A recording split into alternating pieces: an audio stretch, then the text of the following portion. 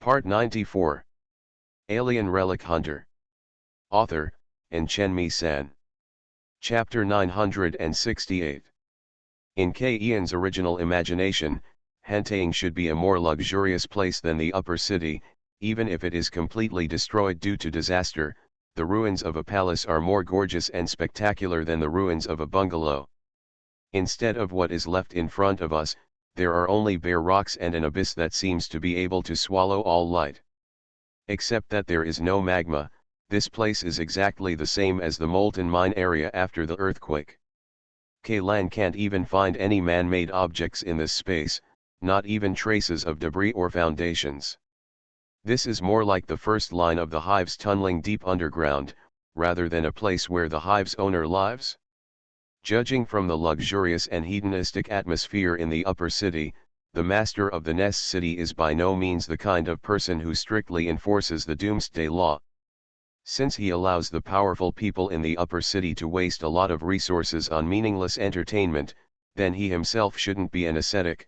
To put it another way, even if the owner of this hive is really an ascetic with no materialistic desires, then the ascetic would still have to build a thatched hut.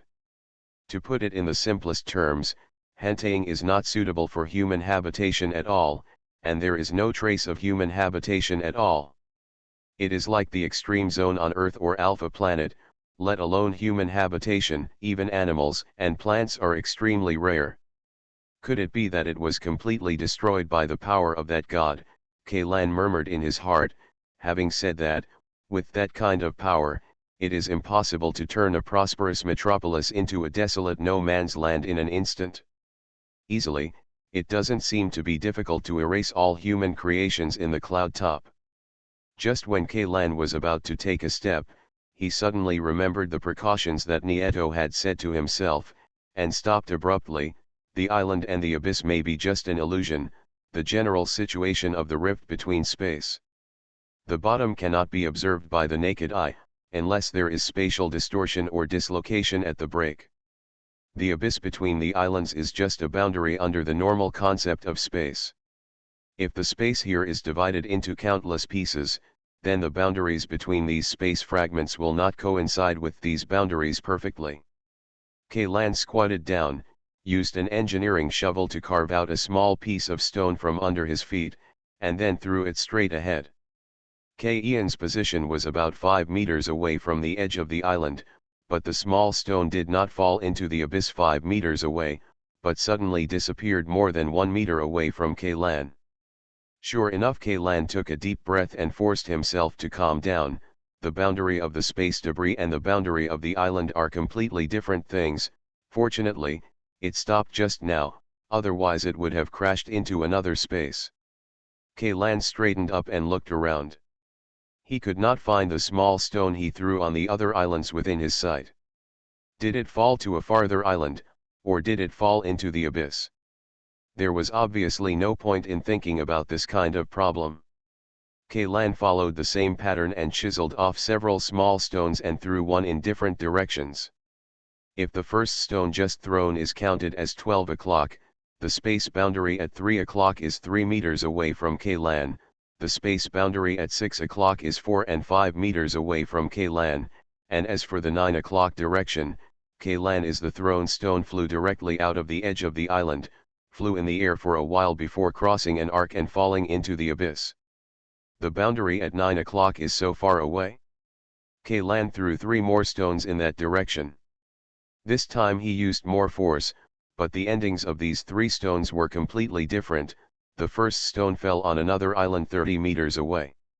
On the ground, it bounced on the ground for a few times and then stopped moving. The second stone also fell on the island, but after landing, it bounced up for the first time and disappeared suddenly 10 centimeters above the ground. As for the third stone, it did not fly to the island at all, and disappeared while flying above the abyss. Kaylan suddenly felt a little nervous.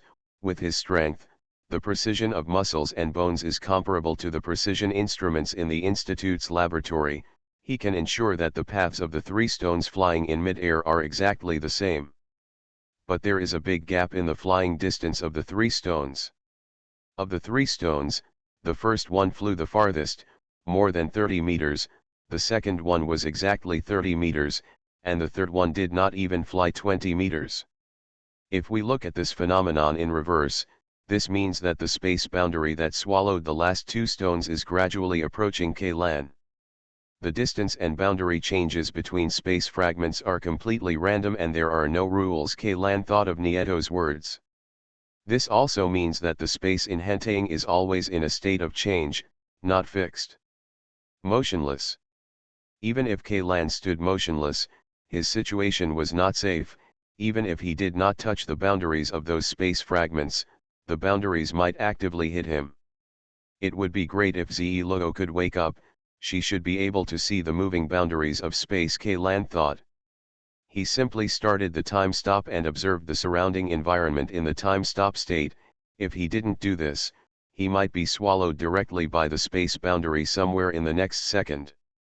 200 meters directly above K-LAN is the top wall of the cloud top. There was originally a hole in the top wall, which was the exit of the tunnel where the deep diving capsule was vomited out. However, after K-LAN left the tunnel, the exit gradually healed. And now there is not even a trace left, the way back has been completely blocked. Even if K-LAN wants to regret it now, it is useless. Of course, K-LAN will never regret it. This is one of his life creeds: do anything, no matter how bad the result is, you will never regret it. There is no regret medicine in this world. Regret is meaningless except bringing negative emotions to yourself. Now that something has happened, what you need to do is to guide things to a situation that is beneficial to you as much as possible. Anyone who thinks if I didn't do this, as none of the premise sentences can bring any help to the situation. Although the current situation is a bit tricky, at least it is still within the acceptable range, and one thing is very important.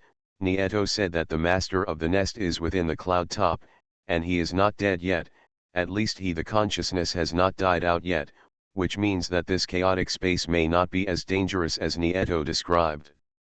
Since the master of the hive city can survive in this place for 500,000 years, as long as he finds a way, he should be able to stay for 50 hours, not to mention 500,000 years, K-LAN thought. His main purpose of entering Henteing was to find the owner of the nest. If the other party was also willing to communicate with him, he probably wouldn't mind telling K-LAN this method. The prerequisite was that he must find this person. It's a bit like a dead loop. K-LAN smiled self-deprecatingly. If you want to survive in this place, you must find the master of the nest city, but if you want to find the master of the nest city, you must find the master of the nest city here. To survive as a place, in the end, you still have to rely on yourself. After much thought, K-LAN decided to use a stupid method. He first released the time stop, then used the living armor to condense a tentacle, and stretched it towards the 12 o'clock direction. The first thing he needs to figure out is whether the boundaries of the space debris here are open or closed. The definitions of open and closed are simple. The open boundary allows anything to pass, just like a transmission channel, while the closed boundary squeezes or cuts off the things it touches. For example, the space barriers and space blades condensed by Ze-Lo's ability achieve blocking or cutting effects through closed space boundaries. The former is an open door, while the latter is a wall that is both sharp and thin, but at the same time extremely strong. The tentacle slowly moved forward, and K-Ian's eyes were fixed on the front of the tentacle. In addition, he also generated many neural structures inside the tentacles, and connected these structures with his own nervous system. Doing this can perfectly synchronize the touch of the tentacles with K-Ian's nervous system, and truly bring out the function of the tentacles. K-LAN can even choose to use living armor to condense an eyeball, and connect the eyeball with the optic nerve, but it is very difficult to perfectly simulate the function of the eyeball, and for some reason, the eyeball condensed with living armor can be seen. The things are completely different from what K-LAN sees with his own eyes. For example, if you look at the rocky island under your feet through the eyeballs condensed by the living armor, you will see that it is a mass of tangled, squirming pieces of flesh and tentacles. Perhaps it's because the living armor is more deeply affected by erosion, and its cognition is completely distorted. Kaylan could only give up vision and use touch to explore the unknown spaces around her. The boundary of space at 12 o'clock did not seem to move. It was still 1 meter away from Kaylan, and the front end of the tentacle quietly submerged into another space. The tentacle was not cut off, and Kaylan did not feel pain or other sensations from the front end of the tentacle. He controlled the tentacle to swing in a small range, and the front end of the tentacle in another space could still obey. His command moved freely, except that it didn't touch anything. It seems that the border is open, which is good news, Kaylan said to himself as if to comfort himself. Kaylan stretched his tentacles downward, and soon, the tentacles touched the ground in another space. The height of the ground opposite was exactly the same as that of the island ground in this space where Kaylan was, but the touch was rough. The rock was different. The feeling coming from the tip of the tentacle was cold and smooth, as if it was some kind of polished metal. Metal floor? Is it a man-made thing? Kaylan felt a little excited in his heart. It seems that the space on the other side is completely different from this place with only islands and abyss. Perhaps, that is what Henteing is like.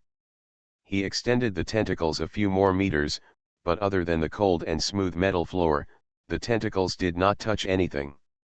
Just when Kaylan wanted to extend the tentacles a further distance, a pinprick-like pain disappeared from the tentacles. There was a sound coming from somewhere, and the next second, Kaylan lost the feeling of the front end of the tentacle. The tentacles were severed. The boundary of space is closed. No, the position of the space should have changed. The space 1 meter in front of me is no longer the space that the tentacle just entered. The tentacle was cut off when the space changed, or say, it was torn off abruptly. After thinking about this, Kaylan condensed a new tentacle and reached forward into this new space. The ground of the new space is still metallic, but the temperature is very high, about 300 to 400 degrees Celsius. This space seems to be burning, the flames are licking the ground, and even the surface of the tentacles is feeling burning pain. Kaylan retracted the tentacle a little. The surface of the tentacle had been carbonized, but other than that, there was no change in the tentacle. What Kaylan was most worried about, the phenomenon of inconsistent time flow rates between the two spaces, did not appear. The burning space was by no means a stagnant space. Otherwise, the tentacles would not have been scorched at all. While the tentacles had not been cut off and the space had not changed, Kaylan took a deep breath, covered his whole body with living armor, and rushed into the burning space with a single stride. Fire, fire everywhere, Kaylan found himself on a burning street. The surrounding luxurious buildings were burning. The building materials continued to crackle and explode in the flames. Thick smoke billowed upwards, touching the ground. After touching the dome, it pressed down again, shrouding the entire block in smoke that made it invisible. This is Yunding. Kaylan had a doubt in his heart, because he found a lot of charred corpses on the street. Logically speaking, no one else should be able to enter Henteing except the owner of the hive, but these corpses were obviously living things. People in this neighborhood. The buildings that are burning are all residences for people to live in, rather than functional buildings. The style of the buildings is also very close to that of the uptown area. Am I back in the uptown area again? Kaylan looked around, quickly wrote down the characteristics of the blocks and buildings, and constructed a three-dimensional block map in his mind, but soon, he discovered that this area, the neighborhood, didn't match up anywhere on the city map. This place should be Yunding, but Yunding is obviously a place where a group of people live, not the territory of the hive owner alone. Who could these people be? Is it a family member of the hive master, or someone else related to the hive master? In the communication with Nieto, although the other party did not mention how many owners the nest city has, when he mentioned him, he always used singular pronouns, so Kaylan defaulted to the fact that there is only one owner in a nest city. This place adopts a dictatorship rather than the parliamentary system used by ARC. Alien Relic Hunter. Author, Chenmi San. Chapter 969. For some reason, a bold idea suddenly popped into Ian's head. Could these people all be experimental samples of some social experiment? Perhaps, in the eyes of Nieto, the owner and manager of the nest, these people cannot be regarded as people, but can only be regarded as mice. Is that why they were allowed to enter henteing? Just when Lan was confused, a figure covered in flames ran out of a building on the right. He wailed loudly, beating the flames on his body with his hands as he ran, but right before him, the moment he raised his head and saw Lan, he seemed to have forgotten the pain of being burned by the fire, and even the scream stopped abruptly at this moment. The next second, he turned his head decisively and returned to the burning building. It's just that this man's burns were too severe. Before he could run into the courtyard gate, he fell to the ground, struggled a few times, and then stopped moving. Am I that scary? Lan looked down speechlessly and looked at his current appearance. Although Lan, who was wrapped in living armor, did look a bit scary, but compared to the one in the Nest City in the Age of Disaster, those twisted monsters that can only be described as abstract can be seen everywhere. At least Lan still maintains the general outline of a human being. The standard of the living armor is also closer to the military standard armor of the old era. Logically speaking, it shouldn't be. It's only right that people have such a fearful reaction. Why would that person turn around and run away when he saw me? Would you rather run into the burning house you just escaped from than ask for help from yourself? Lan couldn't understand. Although the man was too dead to die, Lan still used a tentacle condensed from the living armor to drag his corpse over. This time Lan was lucky, even though the distance between him and the corpse was enough. It was more than 20 meters, but there was no boundary of space debris within this distance. The tentacles successfully dragged the body in front of Lan. The flames on the corpse have been extinguished by the tentacles, but this flame does not seem to be an ordinary flame.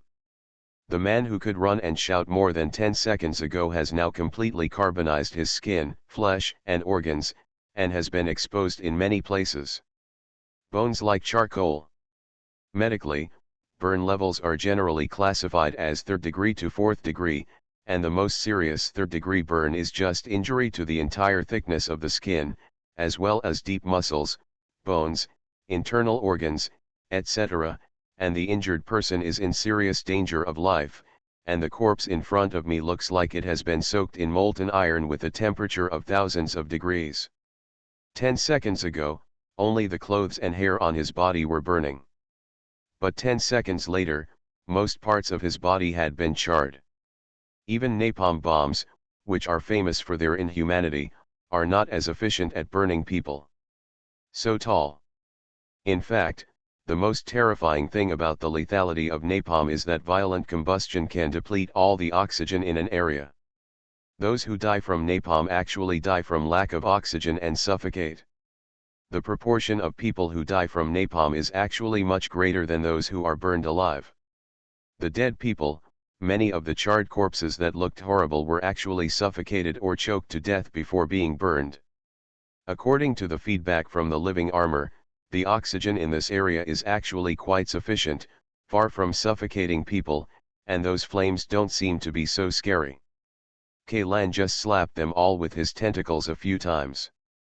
Well, in fact, as long as this person lies on the ground and rolls around a few times, he may be able to put out the flames on his body. The ignition point of the human body is actually very high. Taking the corpse disposal facility on the Ark as an example, the temperature of the cremator must be above 800 degrees Celsius, under normal circumstances. As long as there is no napalm or the like on the body, it is not easy to set a person on fire unless his clothes are made of very flammable materials that burn at a high temperature. Burns are very common, but it's really weird to want to burn a person into what he is now. The tips of the tentacles turned into 2 sharp scalpels, cutting open the charred corpse, removing the carbonized muscles and organs, and revealed the bones in front of Ian's eyes. Soon, Lan discovered 2 things that were not very reasonable. The first unreasonable thing is that the skeleton of this corpse is very normal. In the hive city, normality is the biggest abnormality. 500,000 years ago, disaster had swept through the entire hive city, and even the owner of the hive city was not immune. Logically speaking, no one could escape except the group of tunnel dwellers. But this corpse showed no signs of distortion, whether it was the bones or the faintly distinguishable outlines of charred organs. Kaylan recalled what this person looked like when he was still alive. Even though his whole body was wrapped in flames, it could still be seen that there were no obvious mutations on the surface of his body, and there were no tentacles or growths. Not to mention the large-scale distortion that is common on corpses. There is a huge gap between the skeletons of eroded skeletons and human skeletons. Except for Wilson's special model of eroded skeletons, other eroded skeletons that Kaylan has seen basically cannot maintain their original human shape, if the person in front of him is also the same. If he was just a phoenix, then he shouldn't have been burned to death by fire. With this level of injury, Wilson would have recovered to his original state and stood in front of Kaylan. The second unreasonable thing is that the degree of carbonization of the bones seems to be higher than the skin, flesh, and organs. Those relatively thin bones, such as collarbones and ribs, Kaylan gently touched with a scalpel. It shattered into pieces, and the surface of a relatively thick bone like the thigh bone showed fine cracks. Kaylan just stirred it a few times with the tip of the knife, and the blackened and broken bone residue, no, to be precise, it should be carbon powder. Then it started to fall down. Maybe with a little more force, the thigh bone could be broken directly. It takes time for the flames to burn through the skin and muscles and reach the bones. The human body is an excellent insulation material. For more than 10 seconds, this person's bones should never look like this. Wanting to make the bones crispy like this, although Kaylan has never roasted human bones, during the hunters' hunting party dinner, they roasted the cow's leg bones in a large oven, and the leg bones were roasted for 8 times. It takes several hours for a fork to easily penetrate the bone. Moreover, the oven is a closed environment, so the temperature inside is definitely higher and the heating efficiency is better than in an open environment. In the place where Kaylan is currently, the temperature of the metal floor is about 360 degrees, and the air temperature is slightly lower, about 150 degrees Celsius. In this open environment, heat will continue to transfer to the temperature at a lower place. Even if the body is wrapped in flames, it is not difficult to reach the high temperature of 700 or 800 degrees. Moreover, there is another doubtful point, which is the most bizarre. If the bones were roasted like this, there should be no skin and meat left on the corpse. Kaylan and the others roasted the beef leg bones, and the meat on the surface of the bones where all the fat has been removed, and the actual part eaten is the bone marrow. But even if they didn't scrape off the meat attached to the bones, after 8 hours, there would be very little left on the surface of the bones. As if Kaylan remembered something, the scalpel attached to the tip of the tentacle suddenly stabbed the corpse's thigh bone, cutting the already fragile thigh bone in the middle. As expected, the carbonization degree inside the leg bones is higher than the surface of the bones, and the bone marrow has almost been evaporated. Kaylan murmured to himself. The end of the autopsy, the behavior of the person just before his death, and all the unreasonable things, combined, can only mean one thing: this fire burned from the body of the deceased, more accurately, from the bone marrow. Burned.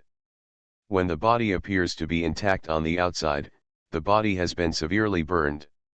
When the flames penetrate the skin and appear on the body, the man is actually hopeless. His organs and bones have been carbonized.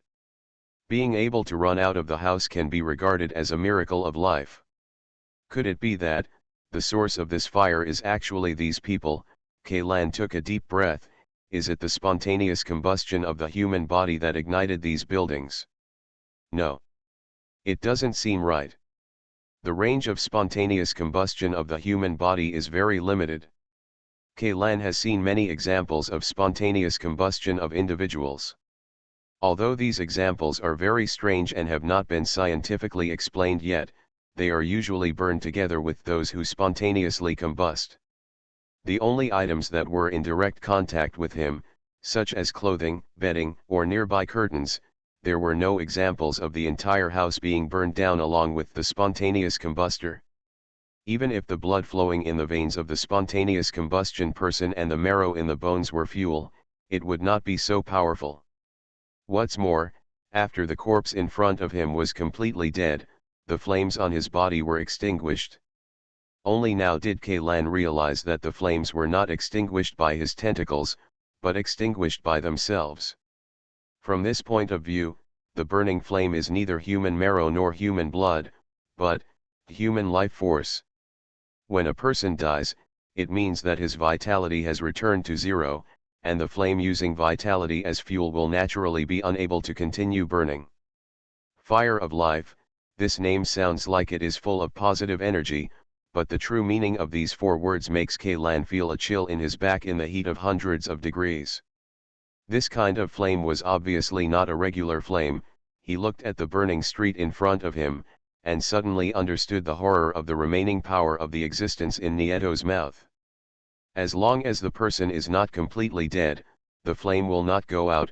This is an insurmountable killing move, and no matter how powerful an individual is, it cannot withstand it.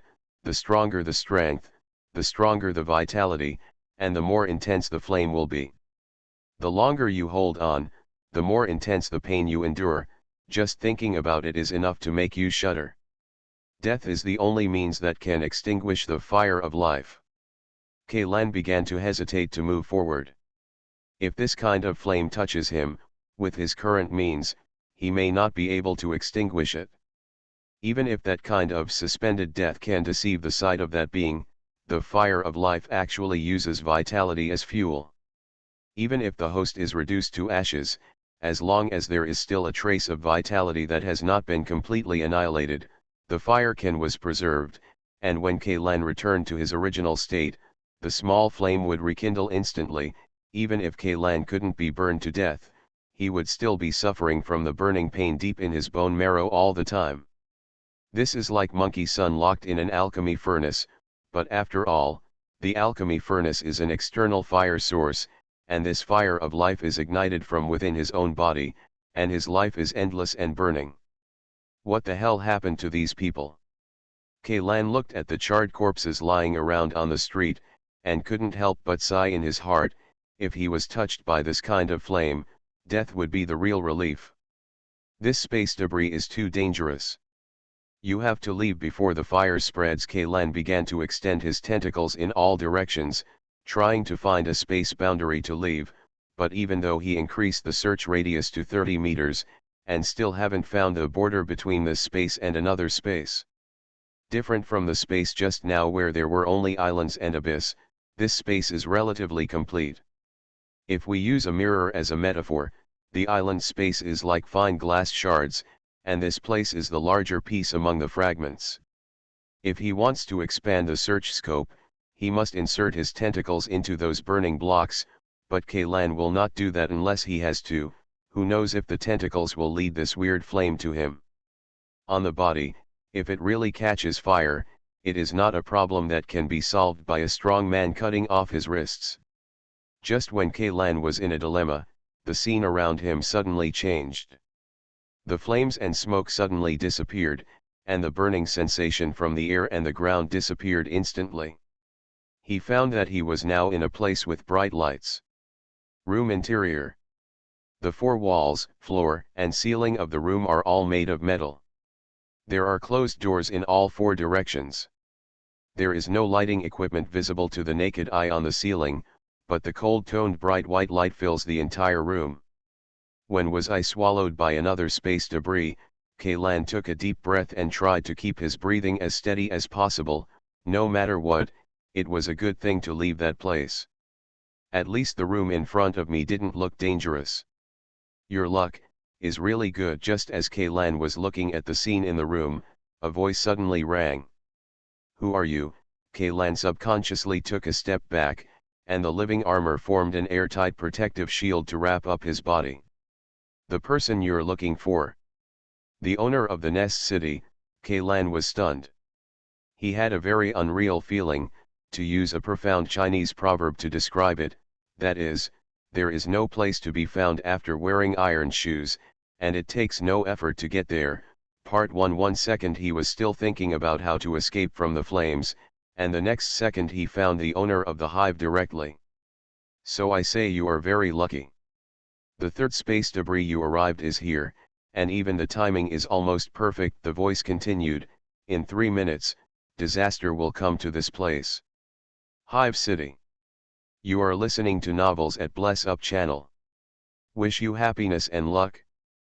Please subscribe to receive new novels. How do you feel about this novel?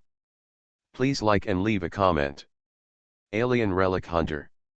Author, Chen-Mi-san. Chapter 970. It's 3 minutes before the disaster strikes, Kaylan said in shock. The time of this space fragment is 500,000 years ago. But, I clearly feel that its time flow rate is exactly the same as the real world. The time of each space fragment is independent.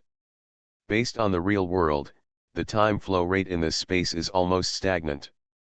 But when you are inside this time fragment, based on your own perspective, everything is normal. Everything will return to normal, the Hive Master explained. That's not right. If this is before the disaster, then since the disaster has not happened yet, why does time stay at this point? How do you know what will happen next? Do you have the ability to predict the future? Kaylan was surprised.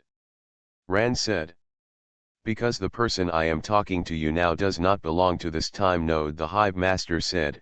During these 500,000 years, I have been constantly traveling through the space fragments of different time nodes, just to find a way to save everything, but I finally discovered that what has happened is irreversible, and even if the disaster is prevented at this time, the real world will not change at all. That is to say, the danger in trapped space debris does not exist at all, and the butterfly effect and so on are all nonsense. Nieto is lying to me. Kaylan couldn't help but twitch the corners of his mouth a few times. People in various spaces, the fragments have been in chaos for 500,000 years without any problems. Nieto also described Yunding as so dangerous, which was obviously to scare him and make him give up entering Yunding. In the end, it nervously tried to convince itself not to change history. It seemed to be its last effort. Nieto didn't lie to you, but it doesn't know the situation in the cloud top, the master of the nest said. The history that has happened cannot be changed. Even if you have the ability to time travel, you can only go to the future, but cannot go back to the past. In addition, traveling between space fragments is not completely without danger. My physical body has been destroyed long ago and remains in this place in the form of consciousness, so I cannot be sure whether the physical body will be affected by the broken space influence. It's still wrong. Kaylan frowned slightly. He subconsciously felt that what the voice claiming to be the master of the Nest City said was correct, but when he analyzed it with normal logic, he found that there were big loopholes, such as, since you said that time travel cannot go back to the past, then how did I come to this time node now? This place should be 500,000 years ago, right? What you see, feel, and touch are just virtual images. Nothing you do in this virtual world can have an impact on reality. Use an example that you can understand. This time point is like a game save. You can load this save, and you can do whatever you want in this save, but you can never save it, nor can you overwrite the previous save. What if I don't save or overwrite, and just keep playing this archive? Does that mean I can change the future of this archive? Kaylan asked. What changes is only the content of the personal archive that you see, and the content of the public archive shared by everyone else except you will not change. Moreover, as long as you are connected to the public archive in the real world network, your personal archive will be restored to its original state immediately, the master of the Nest City said, suddenly sighing. I once naively thought that I could prevent the outbreak of disaster, but after a long time, I only then did. I realized that it was just a dream. Neither I nor you can live in a dream forever. By the way, you said that the disaster will come in 3 minutes, but now 3 minutes have already passed. At this moment, the disaster has already come outside, right? Kaylan asked. Where is this place? Why hasn't it been affected? Any impact? There are still 3 minutes until disaster strikes. The master of the Nest City repeated the sentence again. As long as you stay at this point in time, there will always be the last 3 minutes left before disaster strikes. If you want to witness the disaster with your own eyes, then you need to leave this space and go to the time point 3 minutes later. 5 million years ago, time stagnated. Kaylan nodded silently. I can probably understand the concept of stagnation. I was almost scared by Nieto before. I thought that after entering the stagnant time and space, I would being imprisoned. Nieto didn't scare you. Ordinary people entering this time node will be frozen together with the stagnant time and space. Following the words of the master of the nest, the door on Ian's right side opened, and behind the door was a room. In a room exactly like the one Kaylan was in, there was a person standing in the center of the room. This man maintained a very weird posture. His feet were spread apart, his upper body was leaning forward desperately, and his arms were reaching forward, as if he wanted to grab something. His facial expressions were lifelike, and even the look in his eyes was lifelike. Kaylan thought it was a lifelike wax figure at first glance, but now he was sure that it was a real person frozen in stagnant time and space. With this person's posture, he would fall heavily to the ground in the next second, but not only did he not fall, his feet did not even touch the ground, he was floating there in a suspended posture. This man is wearing an Air Force Fleet uniform. The unit number and personal information on the armbands and chest badges indicate that he is an engineer affiliated with the Xiaojiankai frigate. He's from Hruni, Kaylan said. How did he get here? This group of people's will to survive is very tenacious, but it's just tenacity. They successfully entered the Nest City, but they couldn't even break through the bottom nest. I can only contact them through the managers of Xiakan district to let them. 2 of them entered the cloud top. Hruni and the others have been to Hentaying.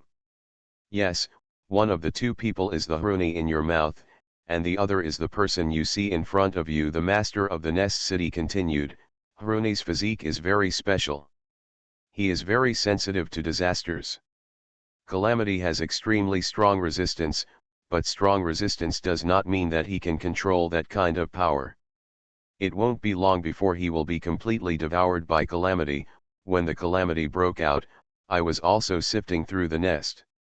Through this kind of resistant human individuals, and extracting their genes for strengthening, trying to breed newborns that can resist disasters. The people you just saw in that burning street were genetically engineered. A new human being cultivated. There is indeed no mutation in them. Kaylan nodded. This shows that your efforts were in the right direction, but why did you still? No, they still haven't escaped the disaster, it's just that you can no longer see the places where they mutated when you examine the corpses.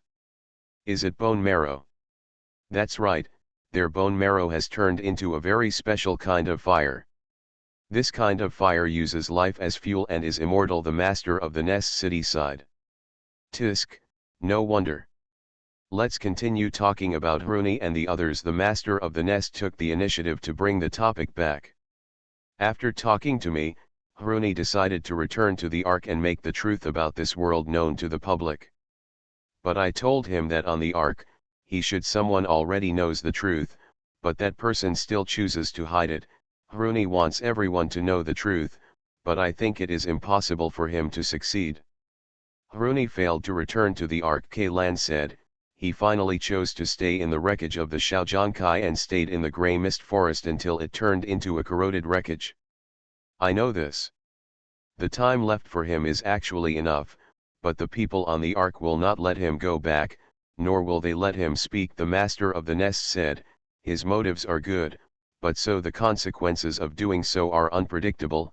Assuming he really makes the truth public, the same disaster may happen again on the Ark. Is it because of forbidden knowledge? Kaylan pointed to his head. Cognition is pollution. The more you know, the more dangerous it is. Yes. Then why am I okay? Also, what is the truth you told Rooney? Don't worry, we still have a lot of time, we can talk slowly. I haven't communicated with people for a long time, and I have a lot of things to tell you. You can rest assured that for people in the real world, you are stagnant in this time and space. Even if you stay here for 10,000 years, it will only be a moment to people outside. You keep talking, I'll listen. Kaylan suppressed his restless curiosity and motioned for the other party to continue talking. Rooney went back, but he stayed. The him in the nest master's mouth naturally refers to the stagnant person. He doesn't believe that all this can't be changed. He believes that as long as he can return to the place where the disaster happened, before, I could think of a way to break the situation. The master of the nest city continued, all of them have been eroded. He knows that he will not survive long if he goes back. And Rooney has gone back with the truth, so he decided to stay and make a last attempt. Kaylan walked around this stagnant man. Just as the master of the nest said, although this man still maintained his human shape, there were traces of mutation on many exposed skins. Perhaps it was because he also knew the truth. Compared with other people on the Xiaozhang reformed frigate, his degree of erosion was much more serious. At least the others only recovered in the days to months after returning to Xiaozhang. He is gradually mutating, and with his current state, it is estimated that he will turn into a corpse in a few days. But it is a pity that as soon as he entered this stagnant time and space, he became like this, just like the dangerous situation Nieto described to you. He is still alive and will survive forever, but his consciousness and body will remain in a stagnant state forever. If time and space are compared to amber, then it is the little bug wrapped in it. Why am I not affected by stagnation? Kaylan still couldn't suppress the doubts in his heart and asked, is it because of Ziluo, or is it because of the body that is fused with me? You are the most special one, the culmination of all the hard work of the two human civilizations, ours and Ark. We tried to create a god that can compete with that existence. After countless failures, we finally about you. But you are still a failure, but at least you are the one closest to success among the failures, the Hive Master said. Who am I? For the first time, Kaylan felt that he was so close to the truth he was searching so hard for, and even his heart beat uncontrollably faster. If I tell you the truth, there is a high probability that your sealed memories and personality will be triggered, and your degree of erosion may exceed the danger threshold in an instant. Have you really considered it? Didn't Nieto say that I have already super eclipsed? Is it possible for me to super eclipse a second time? No, what I mean by breaking through the danger threshold is to attract his gaze. Kaylan was silent. If there is anything to be afraid of now, then the gaze of that existence is undoubtedly the first. That kind of power is not something that humans can resist, or even imagine. No civilization can resist. He only needs one thought to change the rules of the universe. This kind of power can only be described by God in the human dictionary. I have a way. I ask questions one by one, just like peeling off a cocoon. Once I find that something is wrong, I will stop immediately. What do you think? Kaylan said. Once you realize something is wrong, it's already too late. But since you insist, I can answer your question. Okay. Kaylan took a deep breath, and after thinking for a moment, he asked his first question. Planet Alpha is actually the Earth, right? This is a guess that Kaylan has always buried in his heart. Judging from various data, Alpha Planet is too close to the Earth. If there is any planet in the universe that can meet the conditions for human survival, it can only be another Earth. However, as various clues appeared in front of him later, he felt more and more that the Alpha star under his feet was the Earth that gave birth to human civilization. Right. Kaylan felt his heart beating a few beats faster. Why did the Ark sail in the universe for nearly 1,000 years and finally return to the Earth? Why did the moon become two? Why did the sun not fail? Where did the planets in the solar system go? Alpha is the Earth, but the galaxy it is in now is not the solar system. As for why the Ark came here, you should know that during interstellar travel, the Ark passed through a wormhole, right? Alien Relic Hunter. Author, Chen San. Chapter 971. In the 499th year of the new era, Noah's Ark observed a wormhole located at the edge of the Orion cantilever of the Milky Way galaxy. However, this wormhole was extremely hidden. When humans observed it, it was already captured by its gravity. At that time, the humans on the Ark tried every means but could not escape the fate of being swallowed by the wormhole. Traveling through the wormhole caused huge losses, and the humans on the Ark were once on the verge of extinction, but fortunately, they finally managed to get through that difficult period, not only repairing the damaged Ark, but also successfully finding Alpha Star, or rather, Earth. From the perspective of future generations, traveling through the wormhole was an accident, but it was also a once-in-a-lifetime opportunity. If the Ark had not been able to travel through the wormhole, it might not have been able to leave the Milky Way until now. That wormhole connects to a parallel space and time. Sure enough, that wormhole is the key Kaylan exhaled. He always knew that something important must have happened between 499 and 500 of the new era, but what he didn't expect was that the wormhole was connected. It's actually parallel time and space. Can't explain, time travel, not enough imagination, parallel universe. When this joke actually happened in reality, he couldn't laugh anymore. So the paradox that the Alpha people are referring to, that caused the disappearance of most of the Alpha people, is actually a time and space paradox, and the source of this paradox is the humans on the Ark, Kaylan asked. Yes. But all this was arranged by the Night Watch. They knew that letting the Ark enter their own time and space would lead to paradoxes, but they still made that choice without hesitation. The wormhole that allowed the Ark to travel through time and space was not a natural wormhole, but a passage secretly arranged by Alpha civilization, including the resource planets that the Ark encountered successively after crossing, were also prepared for you by Alpha civilization in advance, not because of good luck. The Alpha civilization did this. What is their purpose?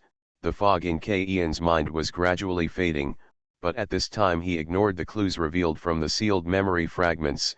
Instead of relying on his own, it would be better to just listen to the other party tell the whole thing than just guessing about some bits and pieces of information.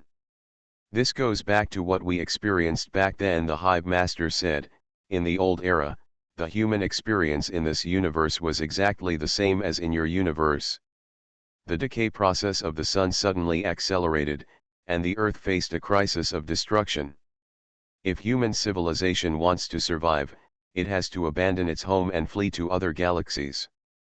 Although Kaylan has not experienced this period of history, he has consulted a lot of information about this period, and what the other party said is not wrong. Until the last few years of the old era, what happened to human civilization on the two timelines are exactly the same. We have also implemented the Ark project, but unfortunately, Ark construction bases around the world have suffered multiple terrorist attacks, and a large number of semi-finished components have been destroyed. According to expert estimates, after the deadline, the Ark can only be completed 100%. 45. This is far from meeting the requirements for interstellar navigation. Even if we decide to reduce the size of the Ark, it will be useless, because the most important main reactor was blown up, and even the area where the entire manufacturing factory is located has been reduced to rubble. In the radiation zone, a large amount of raw materials and important equipment were contaminated, and a large number of technicians and workers were lost. Even if we pooled all the resources of mankind, we would not be able to build a reactor capable of setting sail for the Ark. So, in the illusion I saw before, there was a scene where the resistance organization attacked the Ark manufacturing factory. Was it because of this? Kaylan said thoughtfully. The master of the nest did not answer, but continued to tell the story. Fortunately, we have always had a backup plan B. This plan B also requires sacrificing most of the people on the Earth, but it does not have to sacrifice the Earth. Plan B. This Plan B was proposed by a Chinese engineer named Liu, but this plan was not optimistic at the beginning because it was too crazy and extremely difficult to implement, so the priority was always behind the ARC plan until the ARC plan bankruptcy. What's Plan B? Transform the Earth into a huge ark, and let it carry humans to a new habitable galaxy, the owner of the hive said. Kaylan felt his heart pounding. This story gave him a feeling of déjà vu. Yes, there was once a novel called The Wandering Earth, which was about the countless monsters that humans have created on the Earth. The story of a planetary engine and then leaving the solar system with the Earth.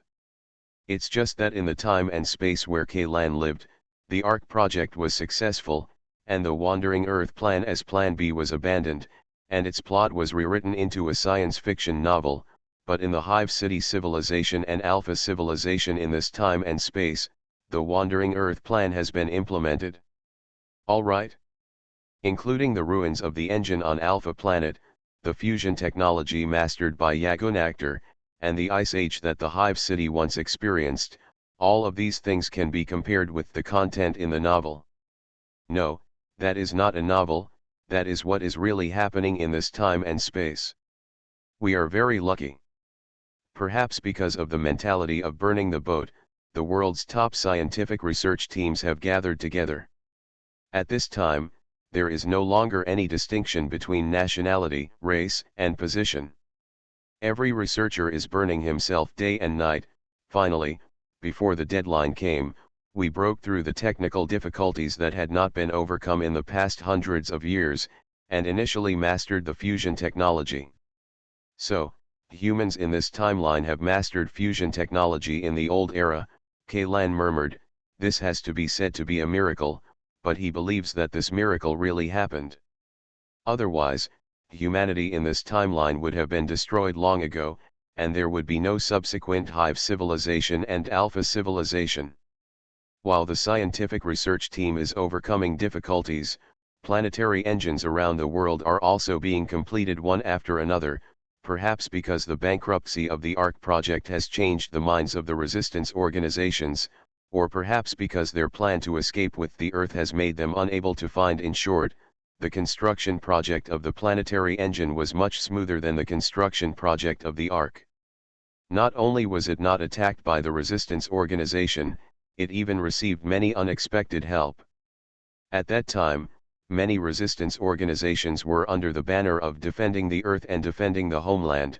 Since the top management of mankind decided not to abandon the Earth, they naturally lost the reason to resist. Kaylan recalled the information he had read. Said, "Are you curious about the meaning of the phrase 'leave the bed'? This phrase is actually the code name of Plan B. The solar system was once the home of mankind and the Earth, and was the hotbed that gave birth to human civilization, except in addition, there is another reason that sounds a bit funny and childish."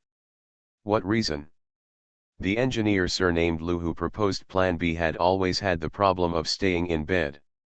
He once jokingly said at an informal gathering of scientists that escaping from the solar system would be as difficult as what he wanted to do at 7 o'clock in the morning. It's like getting out of bed. Although it was a joke, the phrase "leave the bed" was officially designated as the official code name of Plan B after that party. Kaylan, so, bed refers to the solar system? Yes, this plan and code name are deeply rooted in the hearts of every Earthling. Until the end of the Hive City era, and all the Earthlings on this planet have become what you call Alpha people, they still have not forgotten this code name. Then why do some people on Earth know this code name? Well, I mean the people on Earth who came off the Ark, Kaylan asked. For example, the explorers who entered the underwater city for the first time, and the 776 special, the soldiers of the small team, and the Black Bishop in the heretic sect. I have come across this code name several times, and they all come from the people on the Ark, not from people in your time and space. As the humanity of Alpha is eroded and transformed into Alpha Man, a portion of the impressive public memory becomes forbidden knowledge, whether it is the eroded Ark humanity or the being who is aided by the word. The powerful Black Bishops, they will all obtain a part of the sealed memories of the Alpha people, most of which are fragmented. These people cannot understand the content of the memories, they just know that this code name is very important, so they spend their last waking hours, record this code name to remind others, but even they themselves don't know what this code name actually means. Then how did you, the Earthlings of this time and space, become alphas? This is the story I am going to tell next. The Hive Master continued, the fusion technology was successfully developed, the planetary engine was successfully ignited, and at the same time, underground cities around the world were completed almost at the same time. The Hive city you see now is actually transformed from the underground city back then. Guessed it, Kaylan nodded. After the Earth leaves the solar system, the surface environment will become completely unsuitable for human survival. If we don't go underground to survive, all the people left on the surface will freeze to death. But underground cities cannot accommodate all humans. In that era, the structure of all underground cities was basically the same as the bottom nest. People were crowded into modular compartments like sardine cans, relying on protein made from cockroaches and earthworms. Even so, the entire underground city could only accommodate 1/3 of the world's population at that time. It's worse than described in the novel, Kaylan murmured. In the novel called The Wandering Earth, at least half of the human race entered the underground city and survived. In order to compete for places in the underground city, the originally united human beings once again turned against each other. In the years before the planetary engine was ignited, several wars broke out on the Earth, but fortunately, the planetary engine and the underground were destroyed in the war. There are not many cities, but we have successfully entered the breaking era. The break era was also described in that novel. It refers to the planetary engine built on the equator, which offsets the gravitational pull of the Earth's rotation and stops the Earth's rotation in preparation for the next step of escaping from the solar system. In the break era, hundreds of earthquakes broke out on the Earth. Not only did the people left on the surface suffer heavy casualties, but even many planetary engines were damaged. Almost 90% of the world's underground cities collapsed, and 10% of them collapsed. 16's underground city was completely buried, and no one survived. The Hive Master said slowly, we paid a heavy price for just the first step. It's not that we underestimated the impact of the Earth's stop. But we can only go so far. In the face of the survival of the entire civilization, the life and death of an individual is just a statistic, Kaylan said silently. The top human beings have always done this, although it is cruel, it is indeed effective. After the Earth stopped spinning, the hemisphere facing the Sun became daylight, with temperatures ranging from 70 to 80 degrees Celsius all year round, while the hemisphere facing away from the Sun became perpetual night, with temperatures as low as -9 degrees Celsius 10 degrees Celsius. Most of the humans left on the surface died in the break era. A small number of people survive in the novel. How do they do it? According to historical data, a small number of people who did not enter the underground city did survive, but we don't know how they did it. When we returned to the surface, they had turned into monsters. Is it because of the disaster? What happened to the disaster? Kaylan asked. After the breaking era is the escape era. We accelerated the Earth to the third cosmic speed and successfully escaped the gravity of the Sun. At this point, human civilization and the Earth have officially entered the wandering era. In the novel you are reading, it should be written like this bar. That's right, Kaylan nodded. For the Earth civilization in this time and space, it is not a novel, but a piece of documentary literature. I couldn't tell you about the series of things that happened in the meantime for a whole year. All you need to know is that the Earth wandered in the universe for tens of thousands of years until it was discovered and captured by that being. Wandering for tens of thousands of years? But, although I know that the content in the novel has changed, according to the original plan, doesn't it only take 2,500 years to reach the Centaur constellation? It was only after we arrived at the Centaur constellation that we discovered that it was not suitable for humans and the Earth. We could only replenish the fuel required for the fusion reaction there and then, continue to set off, the Hive Master said.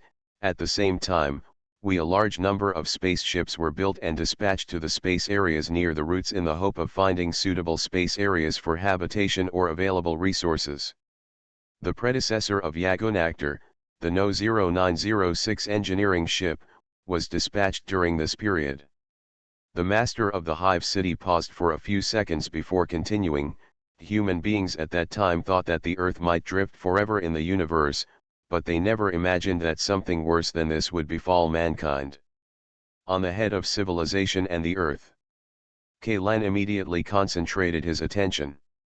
He knew that the other party would soon tell the key point of the story, the indescribable disaster. Alien Relic Hunter. Author, Chen San. Chapter 972. In fact, after the disappointment of the Centaur constellation, humans have already given up the idea of looking for habitable star systems. We first used the resources collected in the Centaur constellation to create an enhanced version of the atmosphere, and used gravity enhancement devices. The entire enhanced atmosphere is firmly attached to the surface of the Earth. The thick radiation clouds you see now are actually the remnants of this atmospheric system. Immediately afterwards, we used the energy generated by the fusion reaction to create 16 artificial satellites that can radiate light and heat to the surface of the Earth, or, in other words, artificial suns, which appeared in ancient myths and stories. The sight of 10 suns hanging in the sky at the same time. In that era, anyone in any position in the daytime hemisphere could see more than 8 suns in the sky when they raised their heads. After nearly 10,000 years of hard work, we have finally transformed the Earth's surface into a state that can barely support human survival. This entire system, including a strengthened atmosphere and an artificial sun, has been named New Eden. People began to gradually move out. It took more than 1,000 years for us to go underground and live on the surface. We finally restored the surface of the Earth to what it was before, or even better. But the Earth's journey of drifting among the stars is not over. One reason is that maintaining 16 artificial suns requires a large amount of resources. If it stays in one space, sooner or later the resources in the nearby celestial bodies will be exhausted. We must wander while collecting resources to meet the huge needs of the New Eden system, and another reason is that we still hold on to a glimmer of hope. If we can really find a suitable star, maybe. Then this star in this galaxy now is the home you have found. No, this sun is like an artificial light source in a greenhouse. Can you understand what I mean? The Hive Master sighed. Alpha civilization, the Earth civilization in this time and space, was kept in captivity by that existence. Kalen no longer knew how many deep breaths he took. There were many speculations that he only dared to come up with when he was thinking wildly.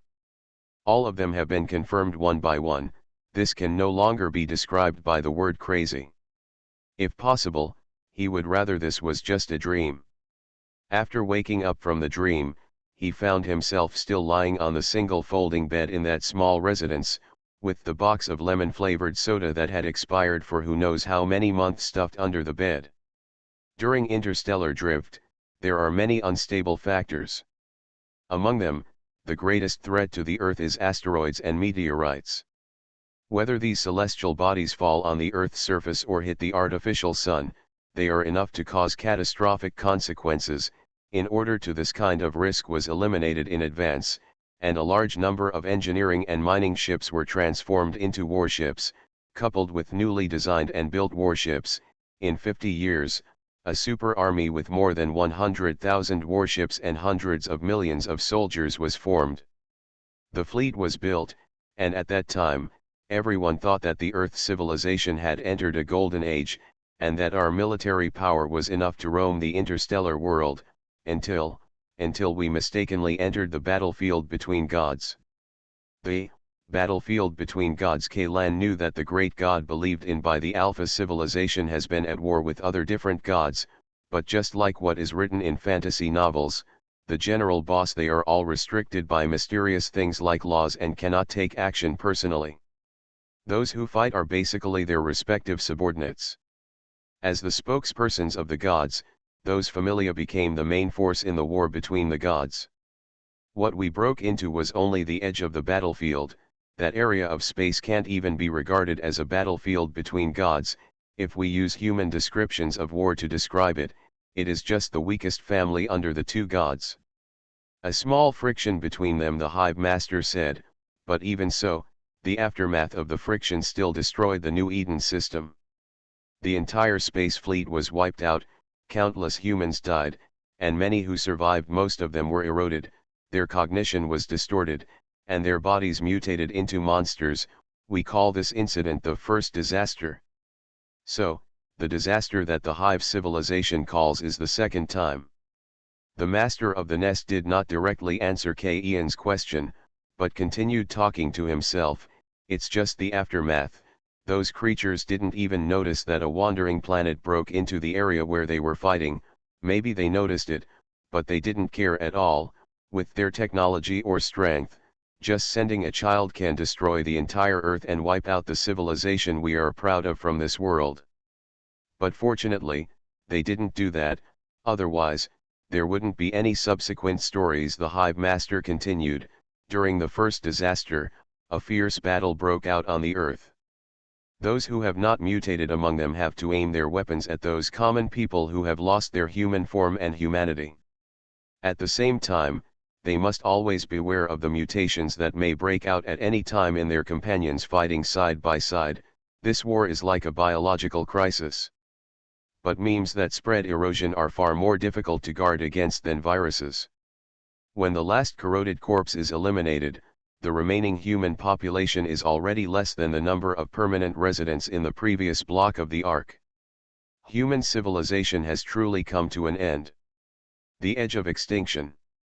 Due to the destruction of the New Eden system, the surface once again became unsuitable for human survival, and the survivors had to once again open the remaining underground cities. 90% of the underground cities in the Wandering Era were demolished and blocked, and only one, the city, has been preserved as a historical relic and museum, but fortunately the number of survivors is smaller than the population of the underground city, so the tragedy of life and death determined by drawing lots like before the break era has not happened again.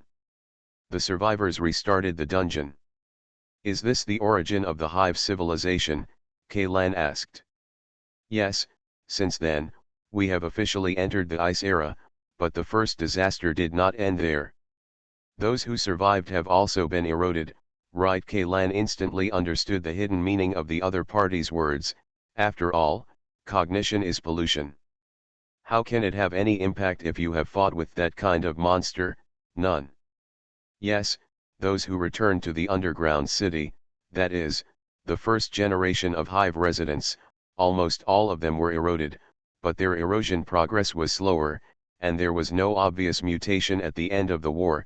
But as these people continue to recall fragments from the war period, coupled with the effects of nightmares, hallucinations, and PTSD, some of these people continue to have erosion levels that exceed the critical value. The demise of human civilization seems to be a foregone conclusion. Can it still be? Fewer and fewer people stay awake for long periods of time. In the fourth year of the Ice Age, the survivors have to make a difficult decision. What decision? All the survivors committed suicide, leaving only the screen-fertilized eggs, and let the fully automatic cultivation equipment take care of these fertilized eggs and embryos, and implant the history and knowledge of human civilization into the babies' brains. Let these, the newborns, have to shoulder the responsibility of continuing the fire. As for the information related to the disaster, all the information related to the disaster has been sealed as top secret. Only the controller of each Hive city, that is, people like me, are qualified to know. The Master of the Nest City said. Many people think that the Master of the Nest City is like an emperor, but in fact, the body and consciousness are under surveillance all the time. Once the degree of erosion exceeds the threshold, he was immediately wiped out and replaced by a new person who came out of the breeding equipment. According to records, I should be the 1400th controller of this Hive city. When turnover was most frequent, I could even be replaced in one day. Several times, Some individuals have even been super eclipsed when their memories were implanted. It seems that the hive controller is really a high-risk profession, just like the symbiote Kaylan said.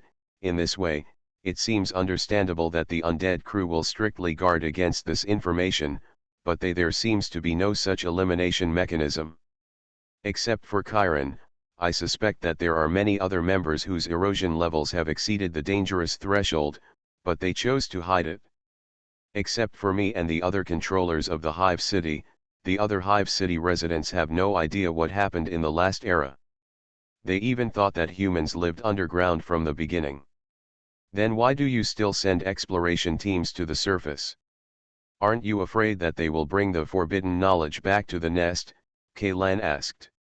When we entered the underground city in a hurry, a lot of supplies and equipment were left on the surface. If we only relied on the supplies stored in the hive, we wouldn't be able to hold on for that long. Just like the relic hunters on the Ark, we also need to send people retrieve those legacies of the past era. Can't we use robots? Wouldn't that be more efficient than humans?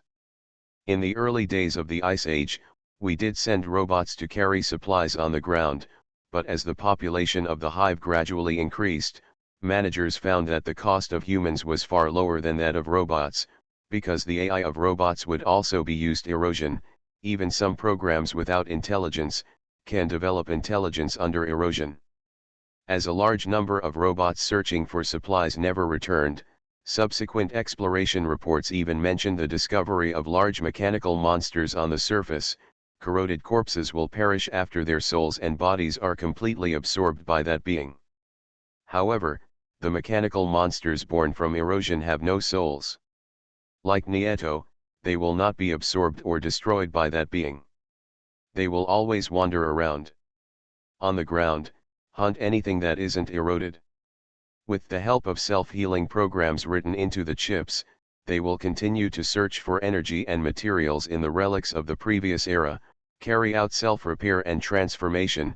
More robots will be sent out, and such immortal mechanical monsters on the ground will be more and more, and the difficulty of subsequent exploration operations will increase exponentially.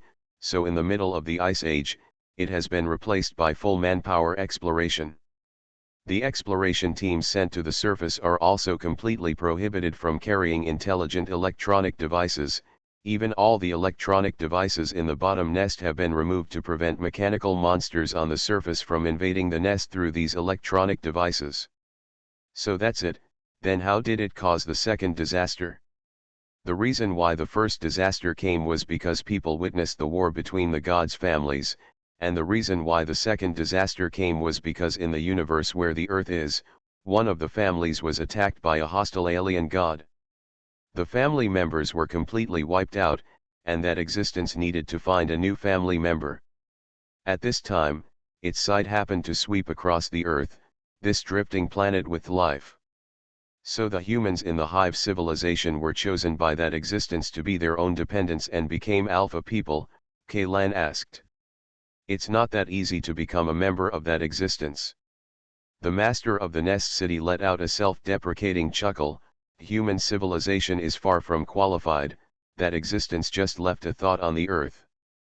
I don't care anymore. This idea is like nuclear radiation, but compared to nuclear radiation that only affects the physical body, its impact on consciousness and cognition is more critical.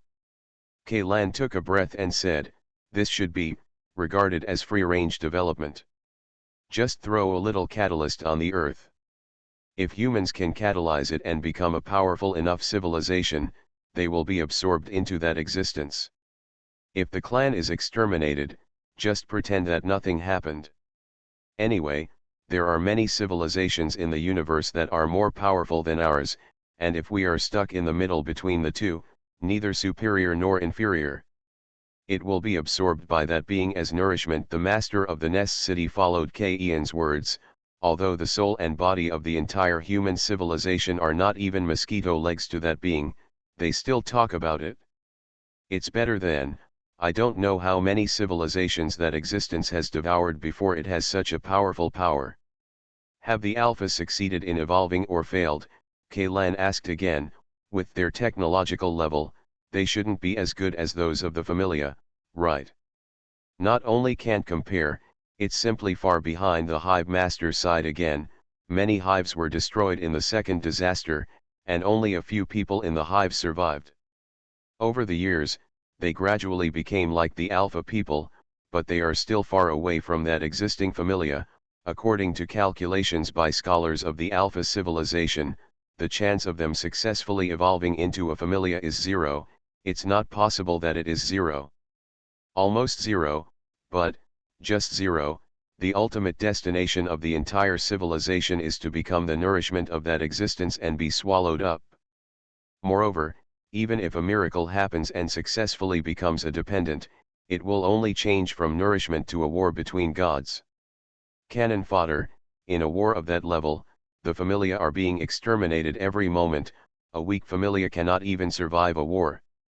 You are listening to Novels at Bless Up channel. Wish you happiness and luck. Please subscribe to receive new novels. How do you feel about this novel? Please like and leave a comment. Alien Relic Hunter. Author, Chen-Mi-san. Chapter 973. What is the general concept of the strength level of the familia? Kaylan couldn't help but ask. What do you think of the strength of the prehistoric species? Are the prehistoric people, the familia? Kaylan was stunned. As soon as he asked, he felt that his guess must be wrong. For the familia, the prehistoric species can only be regarded as pets, and they are only pets kept by the weakest familia. The master of the Nest City said, as for the blood of gods collected by the Alpha civilization, it is actually only from captured. It's just the essence of life purified from the body of the prehistoric species, and it actually has little to do with that existence. If there is real blood of God, I even doubt whether the universe we live in can accommodate that kind of thing. Listening to the description of the hive master, Kaylan inexplicably felt a suffocating despair. Come to think of it, the despair felt by the original Alpha civilization would only be deeper than this. That entire civilization was destined to become a source of nourishment for high-dimensional creatures. The fate, the feeling of powerlessness that no matter what you do, it will be of no avail, it is simply too pale to describe it in words. For people on Earth, this kind of thing may not matter. By the time the entire civilization is destroyed, their bones may have been turned into ashes, but the Alpha people are different. Each of them has been eroded. Even if they die, their consciousness will be gone. Will be assimilated by that existence. This seems to be a gift, but in fact it is never-ending torture. Just thinking about this kind of torture can send chills down your spine. Can you tell me about the Alpha civilization? At this time, Kaylan was no longer in a hurry to ask why the Alpha civilization would bring the Ark to this time and space. Instead, he was even more interested in what the Alpha civilization later experienced. Curious. It can be seen that you are very special. The tone of the master of the Nest City was mixed with a hint of appreciation.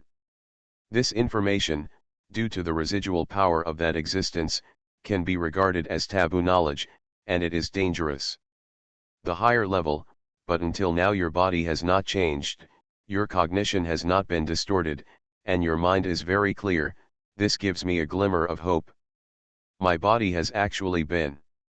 As Kaylan said this, the bright red seeping out of his pores instantly condensed into a large group of tentacles that looked almost exactly like the seed of erosion, and in the blink of an eye it turned into a red skeleton lying on his back. It's just that I prefer to keep the appearance of a human. This way I can always remind myself that I am a human being, not a monster. The key point is here, the master of the Nest City said, if there is anything that humans can compete with that kind of power, it is will. As long as your idea of thinking that you are human does not waver at all, the impact of erosion on you it will be greatly weakened. Of the 3 judgment criteria I mentioned, the last 2 points are actually the most important. As for the first point, it can be ignored in the face of the last 2 points. The 3 judgment criteria mentioned by the other party naturally refer to body, cognition, and mind. As for the latter 2 criteria, only outsiders are qualified to judge. As for Kaylan himself, it is difficult to recognize that your perceptions are distorted. After all, a madman never thinks of himself as a madman. The vast majority of people in Alpha civilization have become loyal believers in that existence. They firmly believe that as long as they are pious enough, they can merge with that existence after death and gain eternal life in body and soul. As for those who know the truth and stay awake, people came together and formed an organization. Night Watchmen. Yes, they are the Night Watchmen. The master of the Nest City said, they thought that existence was manufacturing war weapons, so they tried to capture many prehistoric species and conduct research. Although they paid a heavy price, at least they obtained a certain amount of knowledge. Results. The fusion you saw in the abyss hatchery of the undersea city is one of the results. There are also primitive erosion seeds Kalan added. In terms of strength, the fusion body and the original erosion seed are very close to the prehistoric species. It is not impossible to call them artificial prehistoric species, but I have said before that the prehistoric species that can be contacted by Alpha civilization, the species is just a pet kept by the weakest family members, or a biological weapon made at random. It is impossible to resist that existence with such things alone. Kalan couldn't help but admire the will of those night watchmen. They had already seen the gap like a chasm, and they were still thinking about resisting. This kind of spirit is simply more tenacious than Yugong moving mountains. Yugong is good at all. There are still an infinite number of descendants, but even if Alpha civilization gives them 100 million years, even if they are not extinct due to erosion, at most they can only touch the threshold of the familia. They actually still want to resist that existence. Is this tenacity, or stupidity? In addition, the Night Watchmen have also made various efforts. The ruins you see on Alpha Planet are basically the remnants of these projects. In order to keep them secret, the core areas of these ruins are a large number of mechanisms have been set up, and only members of the Night Watch organization can pass through them safely. Then what happened later that caused? Kalan hesitated for a moment, but continued to ask, what caused the Night Watchmen to decide to bring us humans in this time and space here? Because there is no time, the master of the nest said, the erosion of the entire Alpha civilization is rapidly deepening. Although everyone has turned into a monster whose upper body is humanoid and whose lower body is made of tentacles, in that existence under the influence of the disease, the mutation is still deepening. More and more people are turning into creatures that are difficult to describe in words. If erosion is regarded as a plague, then the period of disaster is before the acute outbreak, and the Alpha people, they are survivors who have survived the acute outbreak, but this does not mean that the disease in their bodies has been cured, but that it has entered a chronic progressive stage. No one can escape this fate, not even newborns. Large-scale mutations have occurred. The master of the Hive City paused for a moment and continued, this is the influence of the remaining power of that existence. As long as the Alpha civilization has not yet reached the qualifications to become a dependent race, that influence will continue to transform their bodies and cognition, adapting to the only ones who survive will survive, and the unfit will be eliminated. According to the current progress, the entire Alpha civilization will eventually be eliminated. So, the Night Watch finally gave up resistance and accepted their fate. You can say you have given up, or you can say you have not given up, it depends on how you understand it. The Hive Master gave an ambiguous answer. Alpha civilization is inevitable, but humans in other time and space may still be saved. Humans from other time and space, refer to us.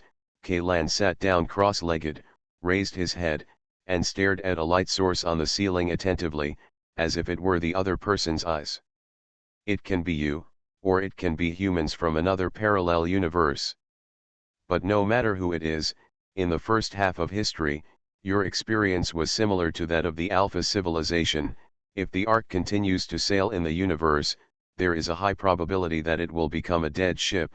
Compared with an entire drifting planet, the risk resistance of an interstellar colony ship that can only accommodate tens of millions of people is too low. And after observation and calculation, Alpha civilization discovered a desperate fact: Most areas in the universe suitable for intelligent life have actually been contaminated by the power of that existence. They even put forward a bold guess that the sun will suddenly accelerate decay, and it may be that existence caused by consciousness invading the solar system. In other words, even if human beings have not left the solar system and have not been swallowed by the decaying sun, this is the end result. And even if Ark finds a planet suitable as a home in the universe, there is a high probability that that planet will be in that place. Within the control range, for some reason, a line that often appears in costume dramas from the old era suddenly popped into Ian's head. The vastness of the world belongs to the king's land, the shores of the land belong to the king's ministers. It's just that the world here has become the universe, the king has become a god, and the king's ministers have become families. The night watchmen are unwilling to let human civilizations in other time and space repeat the same mistakes. After careful calculation, they came up with a maybe feasible method. The maybe solution? So what is that? Bringing human civilization from another time and space to this time and space will cause a time and space paradox, causing the vast majority of alphas to disappear. But it is this paradox that gives the night watchman space to operate, that existence is just a thought has been left in this space. He will not pay attention to this space all the time, let alone star alpha. Therefore, when you, the humans from another time and space, come here, it just happens that it can replace the vacancy left by the disappearing alpha civilization. Let us replace alpha civilization, but, is there any point in doing this? Kaylan frowned. No matter how he thought about it, he felt that this was a way of harming others and himself. Not only alpha civilization would disappear because of this, the Ark civilization has also been dragged into this quagmire. If the Ark civilization is allowed to drift in the universe, it may be able to survive for a long time. Because the Ark civilization has not been branded by that existence, and the Alpha civilization, whose members have been corroded and begun to mutate, has an indelible brand on each person's body and soul. Even if the Alpha people escape to the ends of the earth, there is no way to escape this fate. But the Ark people who have not been branded still have a future and hope. Relying on the legacy left to them by the Alpha civilization and combined with their own circumstances, they may have a chance to escape this fate. You mean, the Alpha civilization is equivalent to using its own demise to give us a chance to escape?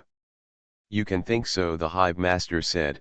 In order to ensure that the Ark can pass through the wormhole smoothly and sail to the space domain where Alpha Star is located, the Night Watchman imparts various knowledge to the universe through the projection of consciousness across time and space. For the humans on the Ark, all the technological breakthroughs that can be called miracles during the voyage of the Ark were actually taught to you by the Night Watchman in this way. It is precisely because of this knowledge that from the side, the formation of the Immortal Crew Association. No wonder, before the Ark has landed on Alpha Planet, the undead crew has already mastered the technology related to the coffin of immortality. Wait, Kaylan suddenly widened his eyes. You said those so-called the technological breakthroughs that are miraculous are all because the Night Watchman used the method of consciousness projection to teach the Ark people, so, the predecessor of Alpha civilization, the people on Earth at that time, were able to break through the technical difficulties of fusion in just a few years, right? Because you are very smart, you discovered the problem so quickly, the Hive Master praised. Yes, we are not the first human civilization to have such an idea and put it into action. In another time and space, there is a desperate human civilization. They passed on this knowledge to us, hoping that we could escape our fate. Unfortunately, we failed, so we can only pass the baton to your hands. Kaylan was so shocked that he couldn't speak for a long time. He was just comparing the Alpha civilization, the Night Watchman, and You Old Man Moves the Mountains. He didn't expect that this was really a You Old Man Moves the Mountains that span time and space, except that he moved mountains. It is not the descendants of Yugong, but human civilizations in different time and space one after another.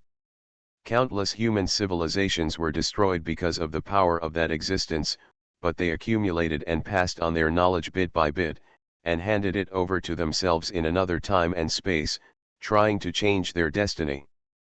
But now, the baton is in the hands of the Ark people.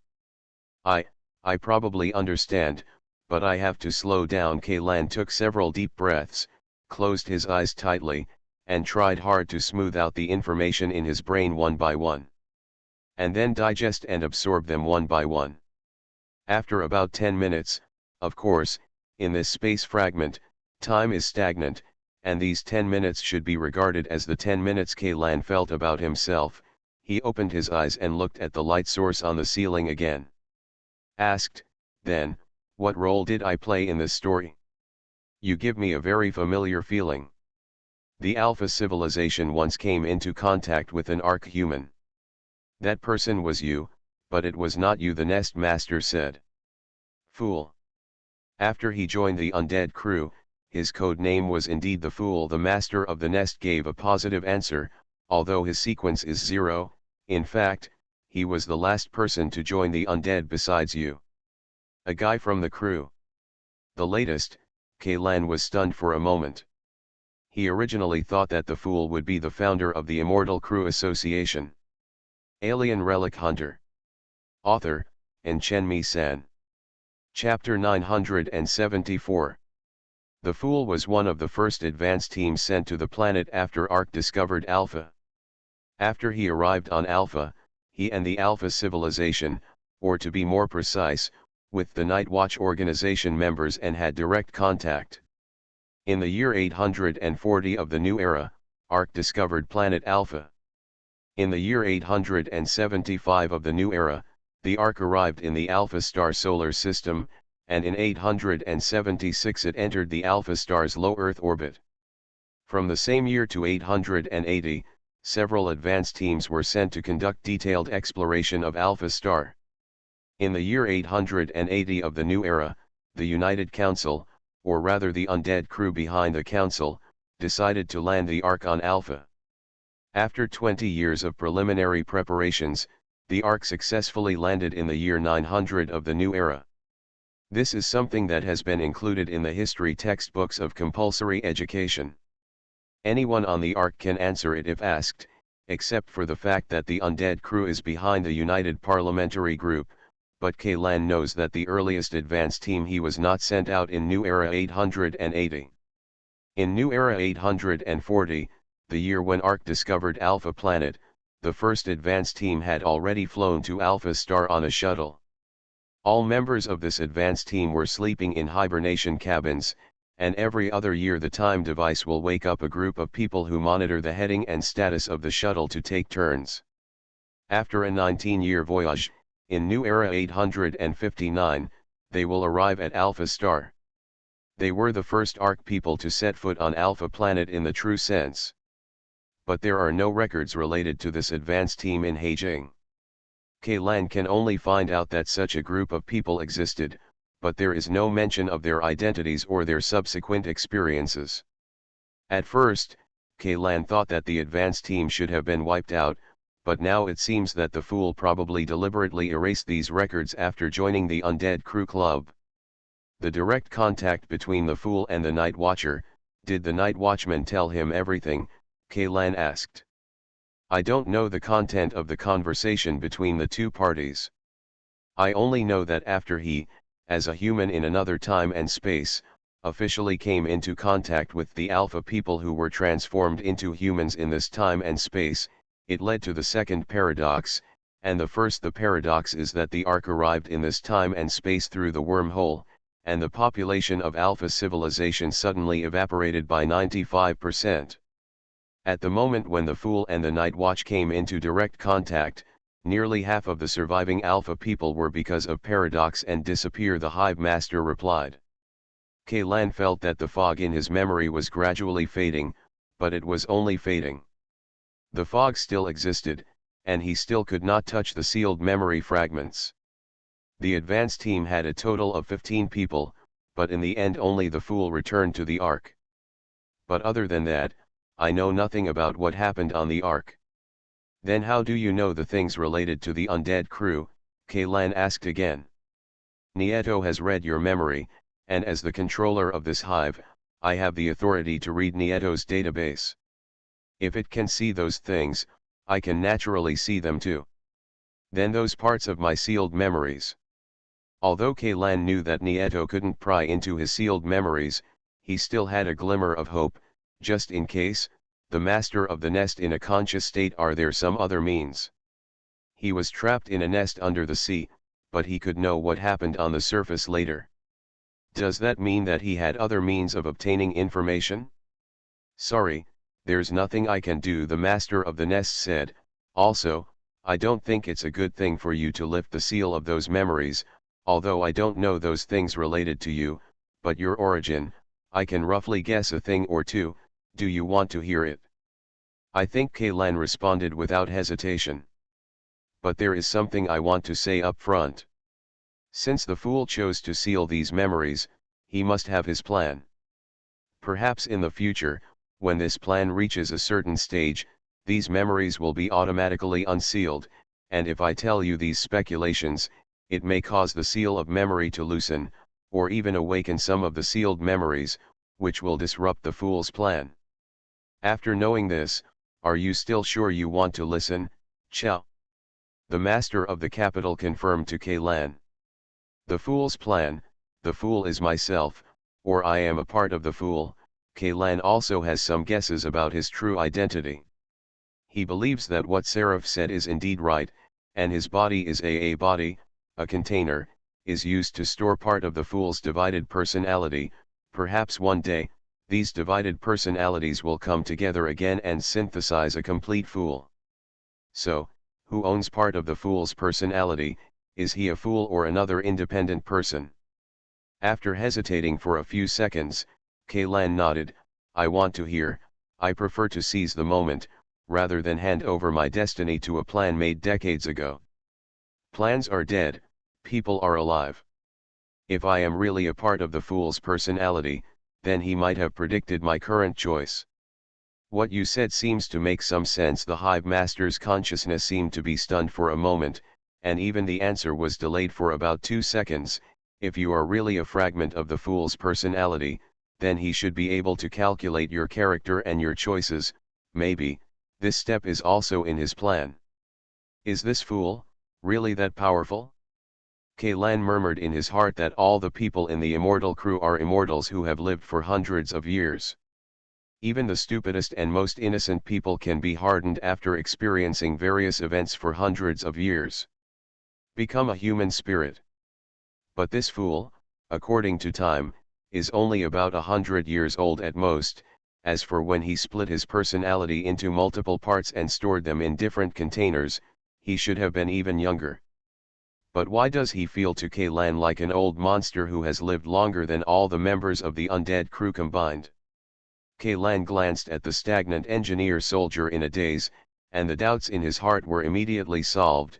As the first Arkman to have contact with Alpha civilization and the Night Watch, he might have been baptized by some black technology.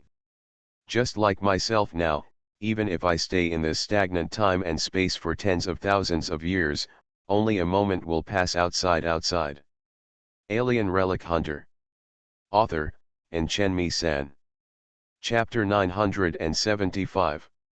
I'm only going to say this once, please listen carefully, and if there are any abnormalities in your self-awareness and memory during the process of receiving this information, or if the degree of erosion suddenly deepens, you must tell me immediately. Chow. The master of the capital said that in his eyes, Kaylan seemed to be a very precious object, and it needed to be handled with extreme caution. Kaylan didn't interrupt. He focused all his attention on the sealed memories. Although the master of the nest said that if something abnormal happened, it needed to be stopped immediately, but he still hoped that through some external inducements, he could try to hide these memories. The fog of memory is cleared. I said before that in order to prevent the second disaster from coming, the Hive City has sealed all information about that existence and the first disaster. Except for the controller of the Hive City, all Hive City residents have no knowledge of the situation on the surface. And they are completely unaware of what happened in the past. This is almost exactly the same as what the undead crew is doing now. They classify all information related to human civilization in this time and space as top secret, and send a secret team to erase those engines. The ruins of the ruins and the sealing of all ruins with the remnants of the disaster are all to prevent new disasters from breaking out on the Ark. The master of the Nest City paused and then said, "As a human leader, you must be ruthless when necessary. The undead crew will find ways to kill those soldiers and hunters who have performed such tasks, and will also process those survivors who have returned from the surface. In fact, there are many more explorers who can bring back technical documents and materials alive than the number announced, but most of them have no chance of entering the archives. If there are none, they will be executed and their bodies destroyed. The very few survivors announced to the public are intended to serve as role models to inspire humans to participate in surface exploration operations, but in fact, these role models who appear in front of the public are all arranged in advance." Substitute. I know it's cruel to treat heroes like this. They risked their lives for the Hive City, but when they returned in triumph, not only did they not have a welcome ceremony and no pre-arranged rewards, but they were stabbed in the back by their own people. Even if it doesn't matter if we use despicable or shameless words to describe people like us, but we have to do so. Each of them has been corroded. Even if there are no signs of mutation on the surface, dangerous seeds have been planted in the body. This is equivalent to the brand I just mentioned. Sooner or later, they will become eroded skeletons. The first generation of Hive residents sacrificed themselves to ensure the purity of future generations. If I were to be soft-hearted and let these people stay, the efforts and sacrifices of the first generation of Hive residents would be in vain. However, the second disaster still broke out. Kaylan said, "Facts have proved that dealing with those who were affected cannot completely eliminate the possibility of a disaster." That's right. Even if everyone who has been corrupted is executed, there is still an unstable factor in the Hive. The biggest unstable factor. After saying this, the master of the Hive sighed heavily. "This unstable factor is you, the controller of the Hive City." Kaylan told him the answer he didn't say. "Yes, I am the biggest unstable factor, and I am the breakthrough point of the disaster." There was a trace of sadness in the voice of the master of the Nest City. "Although Hentang will always monitor my status, but under the dual influence of the residual consciousness of that existence and my own desire to survive, it was not difficult for me to find a way to hide the true extent of my erosion. It was my selfish desires that directly led to the second disaster." Breakout. It seems that there are many nest controllers who have this idea, otherwise the entire Alpha Star nest would not have fallen. Kaylan said. "No. It only takes a part of the Hive City to suffer a disaster, and the disaster will sweep through the entire Hive City civilization like a plague." I still had a glimmer of clarity at that time, and at the last moment I sank the Hive City into the deep sea. Was sealed. But other Hive cities that had completely fallen, relied on the information stored in the archives to send expeditionary troops to those Hive cities that were not affected by the disaster. "So that's it?" Kaylan murmured. "This thing is like Resident Evil. In the tug of war between the two sides, the number of humans will only become smaller and smaller, while the number of zombies will increase, even if only a handful of people are infected with zombies at the beginning. Virus. What's more, the way disasters spread is more unsolvable than viruses. As long as they participate in the battle, they will be eroded. Even if all the armies participating in the war are composed of robots, it will be useless. Disasters can even affect artificial intelligence, and computer programs transform those robot soldiers into terrifying mechanical monsters. This is a war with completely unequal strength between the two sides. No. This cannot even be called a war. The expeditionary forces of those fallen Hive cities were like wasps passing through, and no one was spared wherever the war reached." "I have a question. Since you have also been eroded, why do you still have reason now?" Kaylan asked. "The one who was eroded was the last me. The last me did two things in his last conscious moments. One was to sink this hive to the bottom of the sea, and the other was to lift the surveillance program on cloud top. The shielding allows the monitoring program to operate normally again. Then, he was executed by the monitoring program, and I, who was stored in the cryo container, was awakened as the new controller of the hive. The night watch must have informed the fool of this information, the hive master continued. In fact, whether it is the hive controller, the night watch, or the undead crew on the Ark, they all hold the same responsibilities. Role. There must be a group of people in human civilization who know the truth, but this group of people is also the biggest breakthrough point for disasters. If you want to lead human civilization to continue, but you cannot be swallowed by disaster, there must be someone who can accept all forbidden knowledge without fear of erosion. The master of the Nest City was extremely said solemnly. So, I am that person. Kaylan looked down at his hands, a little unbelievable.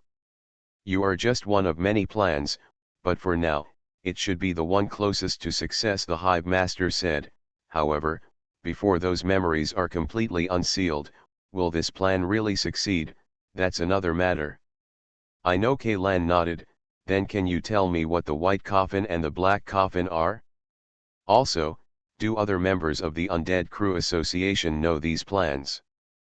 P.S. Thanks for the 100 starting coin reward from Long Live Integration. You are listening to Novels at Bless Up channel. Wish you happiness and luck. Please subscribe to receive new novels. How do you feel about this novel? Please like and leave a comment. Alien Relic Hunter, author, and Chenmi-san. Chapter 976. I think the other undead crews will only have a partial understanding of these plans. The members of the undead crews have survived for too long. Although the immortal coffin can delay the process of physical mutation, it does not help with the erosion of cognition and thinking. There must be traitors within the Undead Crew Association. In order to prevent the traitors from knowing about these plans and obstructing them, the fool will definitely not reveal the entire plan to them, said the master of the nest. As for the white coffin and the black coffin, they are the prototypes of the eternal life coffin, but their real functions are very different from the eternal life coffin. It can only be said that the eternal life coffin is based on part of the development of the white coffin and the black coffin. The technology developed at that time, the connection between the two, that's all. Then Nieto said that the white coffin and the black coffin are the real coffins of eternal life. What does this mean? Kaylan asked. Nieto's information database is not complete because its AI has been eroded, so I deleted the most critical information, the hive master said. The real names of the white coffin and the black coffin should be called God. The coffin is the most critical item in the Night Watchman's God-making plan, and this God-making plan was inherited by the fool after he came into contact with the surviving Night Watchman. The God creation plan is really a grand goal. Kaylan twitched his lips. Does Alpha civilization think it can create a being like him? A low-level civilization that can't even become a god's dependent family actually wants to skip countless classes and directly become a god. Kaylan didn't describe these people as idiots and dreaming, so he retained the last courtesy. Theoretically, this plan is feasible, the master of the nest said, because a genius scholar in the Alpha civilization discovered a very special power. What? Kaylan was slightly startled. Is there really such a shortcut? You know the existence of the ability God? I know. Kaylan nodded quickly. They are other beings at the same level as him, but the only one whose name I know so far is Fire God Thuggee. As far as we know, in this world, the number of known supernatural gods is around 200 to 300, there may be more unknown ones. As for those whose names are known, there are only a few. The flame you mentioned, the alien god Thuggee, is one of these few. Then what is the name of the god who planted his mark on Alpha civilization? This universe is his territory. Lower creatures cannot directly call him by name in his territory, unless you are strong enough to break through this law. But if you really have this power and do so, that will immediately attract his attention. You should know the consequences, right? Being used as nourishment, or being adopted as a dependent. No, you will be destroyed instantly by his power. The master of the nest said, don't think that he really doesn't care about anything. That's only for ants. If you already have the ability to call him by name in his domain, if you have the strength, then to him, you can't be considered an ant. An ant cursing you at your feet in a voice you can't hear may not attract your attention at all, but if a stray dog rushes to bite you, if you take one bite, you should beat the stray dog to death without hesitation, right? Does it take such a powerful force to even shout your name? This is just a metaphor. The gap between a person who can directly call him by name is far beyond that of a human and a stray dog, but it is enough to attract his attention. We don't know whether he has a personality, but if there is, that must be a moody character, and no one would want to provoke such an existence. Don't think that you can act unscrupulously just because he is interested in you. This interest may only be fleeting. I roughly understand. Kaylan took a breath. Then can you continue to talk about Alpha Civilization's God-making plan? What special power did that genius scholar discover? When positive matter and antimatter come into contact, they will cancel each other out, resulting in a phenomenon called annihilation, and at the same time release a large amount of energy. Similar phenomena will also occur after his power comes into contact with the power of other gods. Under this phenomenon, a very pure substance will be produced. This substance has the original energy of God, but does not bear the imprint of any god. This is a power that can be utilized by humans. The power of God. The real function of the coffin is to transform the human body and mind, and implant this substance into the human body while allowing it to retain its human nature. The hive master spoke slowly. This paragraph was not long, but the amount of information contained in each word is explosive. In other words, I have this kind of power in my body now, Kaylan said in shock. It's rare, but it does exist. It's just that in this universe, if you use this power rashly, it's very easy to attract his attention. You should have experienced it once when you were fighting the Sphinx. Yes, this kind of power is indeed very dangerous. Kaylan suddenly had an idea in his head. For a moment, he seemed to have figured out the true purpose of Alpha Civilization's God creation plan, and he followed this idea and said, if this kind of power is used to attack, it is indeed easy to attract his attention, but if it is used as a means to resist erosion, it can ensure confidentiality while eliminating the risks caused by super erosion. Alpha Civilization does not really want to create a god, they just want to create a person who can withstand those forbidden knowledge, but will not become a breakthrough in disaster. You reacted very quickly. This is indeed the true purpose of Alpha Civilization's God creation plan and the true purpose of the Fool. Human civilization needs a person like this who can shoulder all the truths and secrets, but will not be fooled by these things, overwhelmed, leading the entire civilization to move forward. By continuing to move forward, do you mean continuing to implement the God creation plan? Kaylan murmured, but there is not much time left for us. Even if I can be immune to erosion, I cannot save the entire human civilization. Escape, the hive master said in a very solemn tone. In the face of existences of that level, there is no shame in escaping. The highest priority goal at the moment is to escape from this place after digesting all the legacies left by the Alpha Civilization. Most of the people in the Ark have not yet been branded by him. These people are the seeds of the future. You must take them to escape to a place not touched by the power of the gods. At the same time, while escaping, continue to advance the God-making plan, until one day, mankind can truly create a god of its own.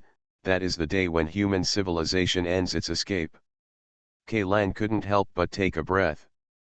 This plan is really too grand, even the word grand seems a little pale in front of this plan. When I first heard about this plan, I felt like I didn't know the heights of the world. However, upon closer inspection, in the endless despair and darkness, this seemed to be the only glimmer of light. The difficulty of executing this plan is really not that high. In order to keep the fire of human civilization, we must flee as far away from the realms controlled by the gods as possible, but in order for the God-making plan to continue to advance, we must go to those gods to steal the remaining divine power in the war zone. This is simply dancing on the tip of a knife. Survival is inherently a very difficult thing, not to mention the survival of the entire civilization. The Hive Master said, you have to know that the current progress is only possible due to human civilization standing in countless parallel universes. On the shoulders of the rising giant, even so, the God-making plan is still not complete.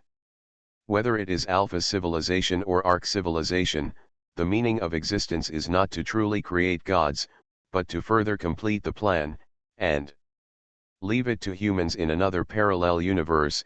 If we also fail, Kaylan said solemnly. That's right. Mukake Fortress.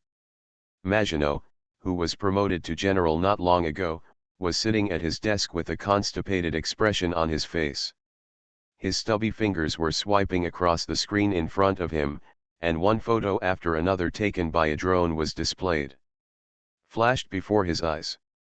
Every time a photo was flashed, Admiral Maginot's face became more ugly, which made the group of staff officers standing on the other side of the table even dare not show their dignity.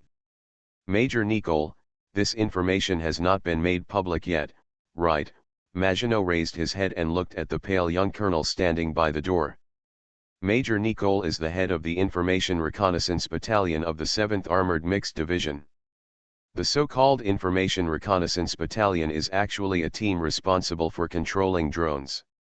In addition to a dozen technical officers and a few guards, the entire battalion there are only hundreds of long-range drones in the hangar.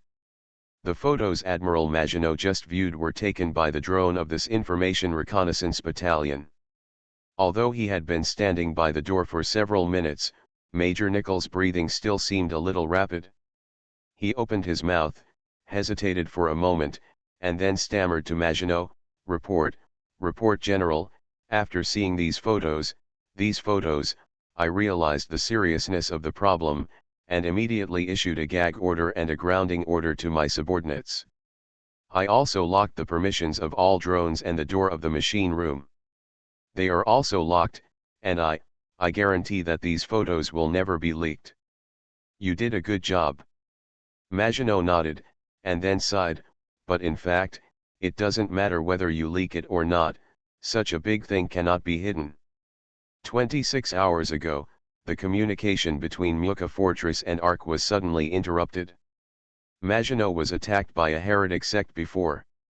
Like a frightened bird, Maginot immediately put the entire base into a state of first-level combat readiness, which was enough to alert him. For 12 hours, the base did not suffer any attacks. Only then did Maginot realize that something was wrong, and sent several mobile teams to the communication transfer station between Muka Fortress and Ark to check the situation. However, the return received was very strange. There was no fault in the equipment at the transfer station. But the transfer station just couldn't get in touch with other communication nodes, whether it was the Ark side or the Muka Fortress side. It's like a pair of big scissors, cutting into pieces the communication network established by humans on the surface of Alpha Star. Every communication node is isolated, like one island after another. Maginot's staff initially thought that communications had been blocked. This kind of thing is not uncommon on Alpha Planet. When the electromagnetic shielding field of a certain ruins is activated, all wireless communications and even electronic equipment in the surrounding area will be blocked. Everyone will be affected. For people who live in the wilderness all year round, it is actually very common for people to lose contact. This time it just took a little longer. But Admiral Maginot felt a little uneasy in his heart. Before the communication was interrupted, he sent 4 routine reporting emails to Ark. All 4 emails were received by Ark, but he did not receive any response. Reply. It was not until 4 hours later that communication was interrupted and the Mukak base could no longer connect to the Field Corps' military network. Generally speaking, the reply time for this kind of routine report email is within 12 hours, but this refers to the latest deadline. Reports from military important places like Muka Fortress used to be sent back within half an hour. You will get a reply, no later than an hour at the latest. The only time a reply took more than an hour was because a signal transceiver at a transfer station was damaged due to bad weather and was not repaired in time. Maginot immediately decided to send people back to the Ark, but he sent 4 groups of people in succession, but they all disappeared, and no news came back. In desperation, Maginot had no choice but to let the drone of the Information Reconnaissance Battalion go to the Ark to reconnoiter the situation. It was better not to conduct reconnaissance. When the drone took these photos back, Maginot was used to seeing strong winds and waves. Were all so shocked that they couldn't speak for a while. Fortunately, Maginot's expression control ability was pretty good. Although his heart rate soared to 180 and his legs were shaking slightly, at least in the eyes of his subordinates, this large tonnage general still remained calm. In the photos taken by drones, the entire Ark has been wrapped in a layer of fleshy fungi. On the surface of the fleshy carpet, there are countless tumor-like growths ranging from half a meter to more than 10 meters in diameter. After zooming in on the picture, you can clearly see that there seems to be something curled up inside these tumor-like growths, just like in the mother's body. Embryos that develop slowly within are normal. What made Maginot despair the most was that the garrison fleet that defended the Ark itself and was known as the strongest combat force in mankind. Its warships were scattered across the Ark like models that had been ravaged by naughty children. On the outer shell, the remains of these battleships were also wrapped in this layer of fleshy fungi. P.S. Thanks to Wandering DNA Vest for the 5,000 starting coins, thanks to book friend 201807112334399969 for the 100. Alien Relic Hunter. Author, Enchenmi San. Chapter 978. Everyone. Admiral Maginot glanced at the group of uneasy-looking staff officers below and said, "The matter has come to this, and I have no need to hide it from you. Be mentally prepared. No, it should be said that the entire human race is facing an unprecedented, big trouble this time." Admiral Maginot's index finger tapped lightly on the confirmation document on the screen, and the images captured by the drone were immediately projected onto the big screen. When they saw the first photo, her face suddenly turned pale, and a younger female staff officer couldn't help but let out a cry of surprise, and then immediately covered her mouth with her hands. But the extremely shocked expression was revealed from her round eyes. "General, is this an Ark? Those things that look like the remains of battleships, I seem to have seen the flagship of the garrison fleet, and the first patrol fleet." "A man," the staff officer said in a trembling voice, isn't this a composite photo? Is this some kind of exercise mission? I hope this is really an exercise, but unfortunately, the photos taken by the drone look like this." Maginot shook his head solemnly. "The Ark fell? The garrison fleet and the first cruise fleet also? That is the strongest combat power of mankind. How is this possible?" Another young staff officer lost his voice. "Don't rush to conclusions yet, the situation on the other side of the Ark is still unknown," Admiral Maginot said. Although he was panicking now, as the top military officer of Muka Fortress, he must remain calm. Whether the interior of the Ark has been invaded, how many survivors there are, and whether the United Council is safe or not is still unknown. Don't forget the insurance measures on the Ark. Even if the outer area is breached, each block can still be surrounded. We have to hold on for a long time under such circumstances, let alone the core area that is heavily protected by troops. But, even the garrison fleet and the first cruise fleet. The young staff officer wanted to say something more, but a hand was pressed on his shoulder to signal him to shut up. The person holding his shoulders was Colonel Levi, the adjutant who was promoted by Lieutenant General Maginot when the heretical sects attacked Fortress Mukok last time. After the war, he was promoted by half a rank and became Maginot, the chief staff officer of his staff. "The garrison fleet and the first cruise fleet must have caused heavy damage to the enemy," Levi said. "Don't think about those things, we just need to do what we should do." "Levi, if you have anything to say, just say it," Admiral Maginot said. Among this group of staff officers, the one he trusted and relied on the most was Levi. In the last battle, Levi had already proved that he was a rare commanding talent, and this performance also made Admiral Maginot feel that he had not misjudged the person. What I fear most now is to mess up my position. No matter how bad the situation is, we must not panic. Once the morale of the army is shaken, not to mention supporting ARC, even Muka Fortress will be in danger. Muka Fortress only has one disabled mixed armored division. Although the superiors gave us a reserve of 2,000 people after the last battle, these 2,000 people are new recruits and have little combat effectiveness. According to recent reports, according to one statistics, there are only about 5,000 troops in the base that can actually fight. Fortunately, the heretical sect has been destroyed now. If it is just to deal with the attack of indigenous creatures, a reserve force of 2,000 people and a veteran garrison of 1,000 people will be enough. If more, including the mercenaries and relic hunters who are temporarily staying in the fortress, the mobile force we can bring out is about 4,500 people. Levi paused and continued, 4,500 people can only be regarded as a drop in the bucket in the face of such an incident. The number of monsters hatching in these tumor-like growths alone has exceeded 100,000. The combat power, the disparity is too great. If we attack head-on, we won't even be able to penetrate the inside of the Ark. Indeed, even if all Muka's troops are gathered to fight back to the Ark, they will only be delivering food to those monsters. Maginot nodded in agreement. I think we can't rush now. The next plan is divided into 2 steps and will be implemented at the same time. The first step is to select elite soldiers, mercenaries, and relic hunters to form a reconnaissance team to find out the situation on the Ark. If you can sneak into the Ark, that's the best. If you can't get in, then at least you need to figure out what's going on with the fleshy carpet and the monsters hatched on the carpet, so as to lay a good intelligence foundation for the subsequent counterattack. As for the second step to be implemented at the same time, send a liaison force to contact other military bases in the wilderness, and gather all the troops scattered outside the Ark.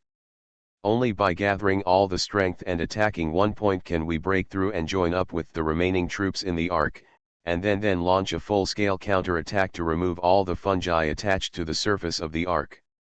Levi didn't say what would happen if there were no survivors in the Ark, but in fact this situation didn't need to be considered at all. If the Ark had been completely destroyed, it would be difficult to be independent in the wilderness with only the resources of Muka Fortress.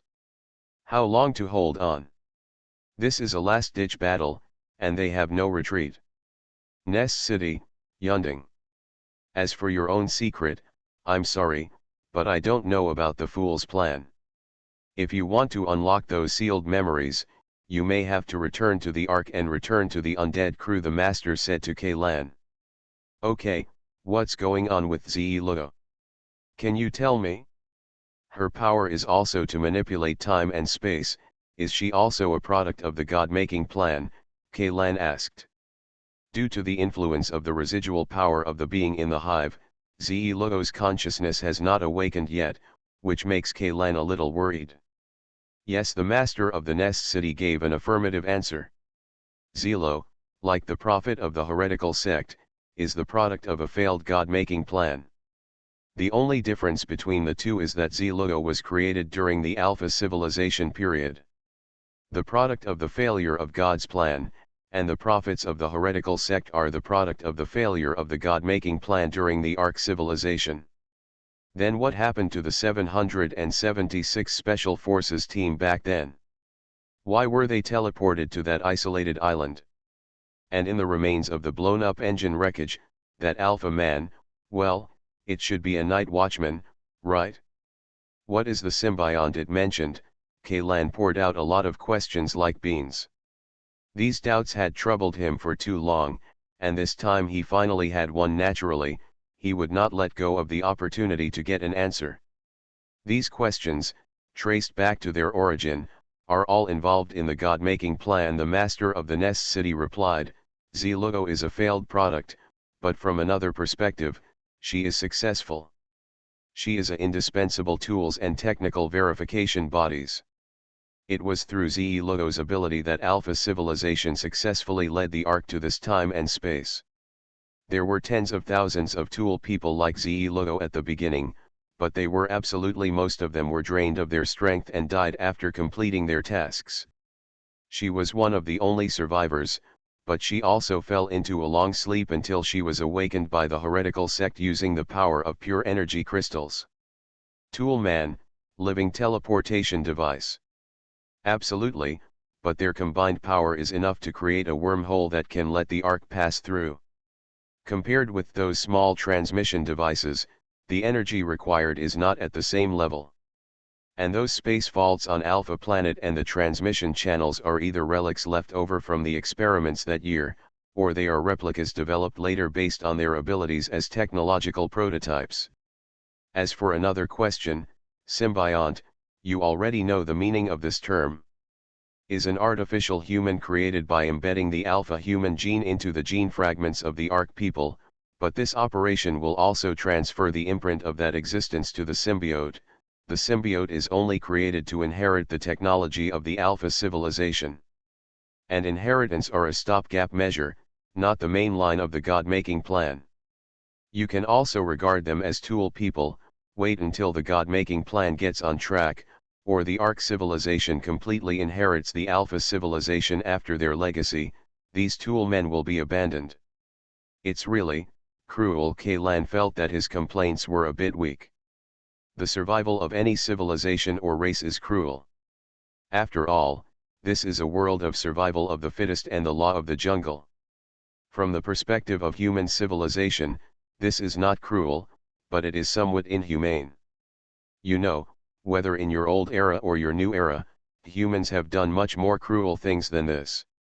And those things are meaningless, the Hive Master said without mercy. It's impossible to refute. You're right. Kaylan shrugged. What about 33, can you make him return to normal? He was dragged into the illusion by Nieto. If this continues, even if I can control him, if you live, he will become a corpse sooner or later. I can't save him. That illusion was not created by Nieto.